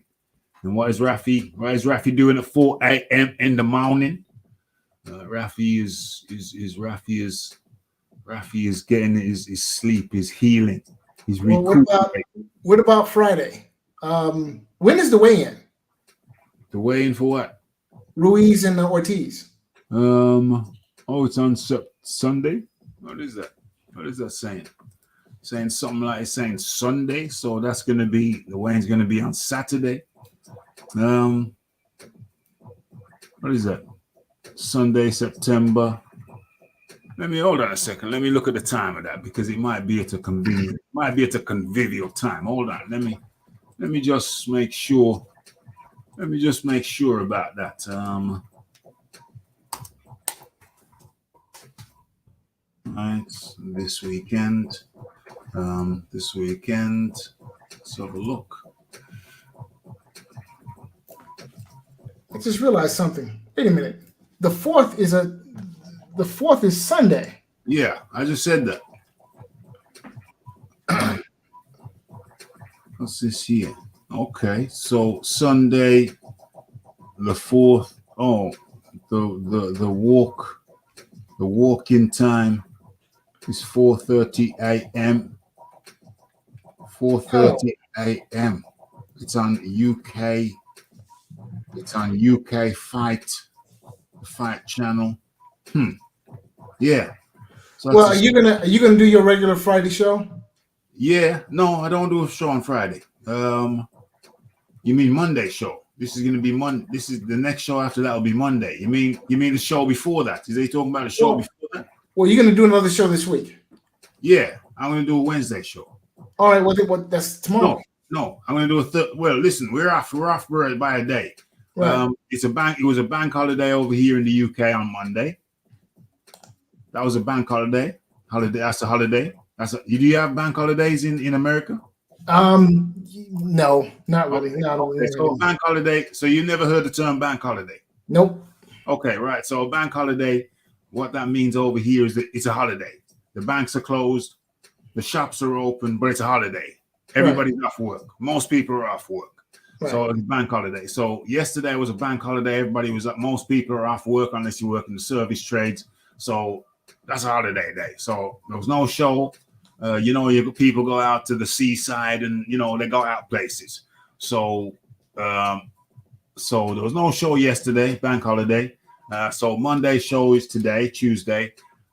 Wednesday show is every day everything's pushed back. So Wednesday show is now going to be Thursday. So the next live show is going to be Thursday. All right. Well, then we can discuss. Unless you have something already lined up for Thursday, we can discuss Ruiz Ortiz Thursday. We'll discuss Ruiz Ortiz on Thursday. Yeah, and what I want to know is why is this pay-per-view fight on a Sunday? Because people don't want it. Because it's That's a good question. Why? I mean, what do I think? I think it's because they're just trying. They're just trying something different. Maybe it'll work. Maybe they get. Listen, they wouldn't do it if they thought they were going to get less PPVs. They're doing it because they think Sunday, a lot of people are at home. They think they're going to get more PPVs on a Sunday than on a Saturday. They're thinking people are going to be home. They're thinking people are going to be home, and they might just say, "Oh, damn it, yeah, okay, it's on tonight. All right, let's buy it." Well, I would wager that less people get drunk on a Sunday evening than they do on a Saturday evening. Yeah, I'd say so. And I would also wager that drunk people probably enjoy boxing more so than sober people. So if you're going to have more drunk people on a Saturday, maybe perhaps that's when you should make your pay-per-view. When people are actually drinking and having a good time, and maybe they want to watch a fight. Maybe. But I mean, who do I know? I'm just a drunken boxing fan. Mm-hmm. Yeah, well, yeah, for us in the UK, it don't make sense because, people got work in the morning. I got work in the morning.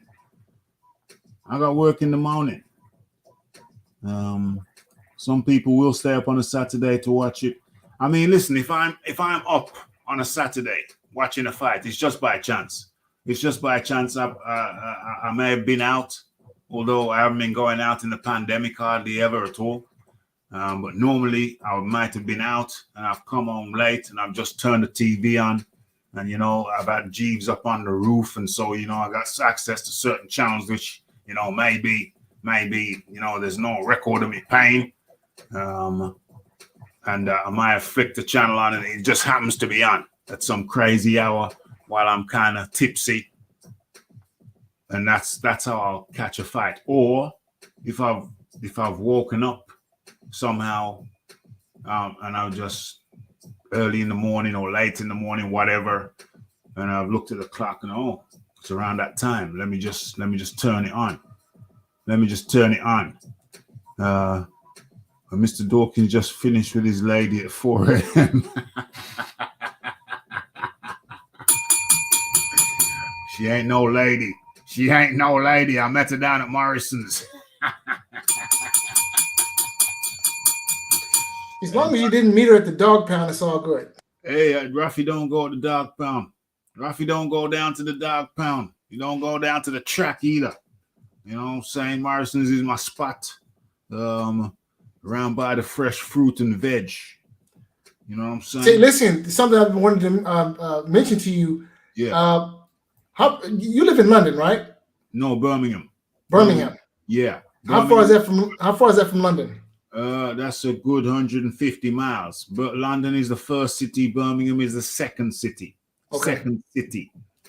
So from what I understand, there's a big event in London called Carnival that happens in August. Notting Hill Carnival. Yeah, the Notting Hill Carnival. Yeah, it's very popular. Massive. Yeah. So I'm giving serious consideration to making that event next year. You can do that. It's great. It's packed. It's packed. It's shoulder to shoulder, bumper to bumper. It's packed. It's a 3-hour drive. It's packed. It's packed. I'm not gonna dissuade you, but it is it's an event. Carnival, Notting Hill Carnival. Mettering Greg's locked eyes over the steak bake. Yeah, the Notting Hill Carnival. It's packed. It's a good thing to participate in and enjoy. But it is packed. It ain't leisurely. It is packed. Does Birmingham still have a carnival? Yeah, every now and then. Carnival season. There's carnivals all over. Leeds Carnival, Bristol Carnival, Bristol. Yeah, there's Derby. Derby still has a carnival. Birmingham, do we still have a carnival? Carnivals in Birmingham, they're kind of, sometimes they got kind of out of hand. But yeah, it's something to enjoy. It's something to enjoy for sure. But anyway, if you come over, for sure. You just come up to Brum. You know, we go out for dinner, take you out for a drink. We got some nice spots up here. Nice spots for grown folk spots. You know what I mean? I feel you. I feel you. So yeah. It's packed down there. It's packed. It's super packed. Okay, but we've done it. We've had a hell of a good show. Covered a lot of stuff. People who don't share, go ahead and share. The Fight Doctor, your final words before we close this thing down. It's time for Raphie's hot chocolate. Yeah. So, well, one step closer to clarity in the heavyweight division. Yeah. The good thing, so there is a silver lining in the Alexander Usyk win over Anthony Joshua, which is that Usyk doesn't have the same contractual entanglements that Joshua has. And, getting undisputed at heavyweight is a distinct possibility. A barrier has been removed. A barricade has been removed. I would have preferred that it been Fury and Joshua, but unfortunately, it was not in the cards. And we have what we have. So hopefully, Tyson Fury can clean up, keep his nose clean, be more realistic with his expectations, and make the fight. Yes. Well, more clarity going forward. And that was the Fight Doctor. Hell of a good discussion. Thoroughly enjoyed it. Let's see. Let's have it. Let's get it done. Warren said the fight's being made. Looking forward to a way to pay the fighters. It should be in the UK. They're talking some crapola about the fighters' expectations. Hey, F that noise. Should be in the UK. That's a load of nonsense. It should be in the UK. Load of nonsense talking about it don't meet the money in the UK, don't meet the fighters' expectations. Effort expectation. The first Joshua Usyk fight was in the UK. The first Joshua Usyk fight was in the UK. This should be in the UK. Got a man claiming to be king, Gypsy King. Should be in the UK. Well, I care. You don't care where it is. I care because that's something I'd like to be at. So I care. Should be in the UK or Europe, both European. Where else in Europe is it going to be? It ain't going to be in the Ukraine. They're in the middle of a war. So what other territories there? UK. That's where it should be. Are the Saudis interested? I'm not so sure. Plus we got the World Cup. Over there in the Arab lands. They're going to be preoccupied. Where else is it going to be? What's it going to be? Should be in the UK. About talking about the money doesn't meet the fighters' expectations. Hey, effort expectation. You from the UK? You're wearing the flag these days? Yeah. Well, give the people the fight like Joshua did. Pure and simple. Stop messing around. Okay, this was thoroughly enjoyable. It was a great one. I say it was a classic. Every now and then you have a show that I could actually listen back to, and I think this is one of them. Covered all the ground I wanted to cover. I'm very happy. It's time for my hot chocolate now. It's time for the Raphie to get his hot chocolate now. It's time for you to share. All of you, share. Share it far and wide. It's the Raphael Dawkins. It's the Combat Radio. Thanks to the Fight Doctor for jumping on. And giving me the opportunity to have a cracking conversation. Use free winter fire free and donate his purse to a charity. No barriers then. Yeah. Can dream about 500 million. Yeah, that's a load of crapola, 500 million. Yeah, he should build some houses. How about giving some money to build some houses? OMG. Sir Raphael Dawkins. Thanks to the Fight Doctor. It's the like, it's the subscribe, it's the comments, it's the shares, and it's the hitting the bell icon. And just two people having a conversation, folks. You know, we do what others only dream about. Only dream about. One man in a mic and another man in a mic, and you see what we do. OMG. You know, the haters can't stop. The haters can't stop the RDCR. Just can't stop it. Just can't stop it. Unstoppable. Unstoppable. Unforgettable. Okay, Raphael Dawkins Combat Radio, and we are out. Like, subscribe, comment, share, and we're out. Haters, liars, false alligators.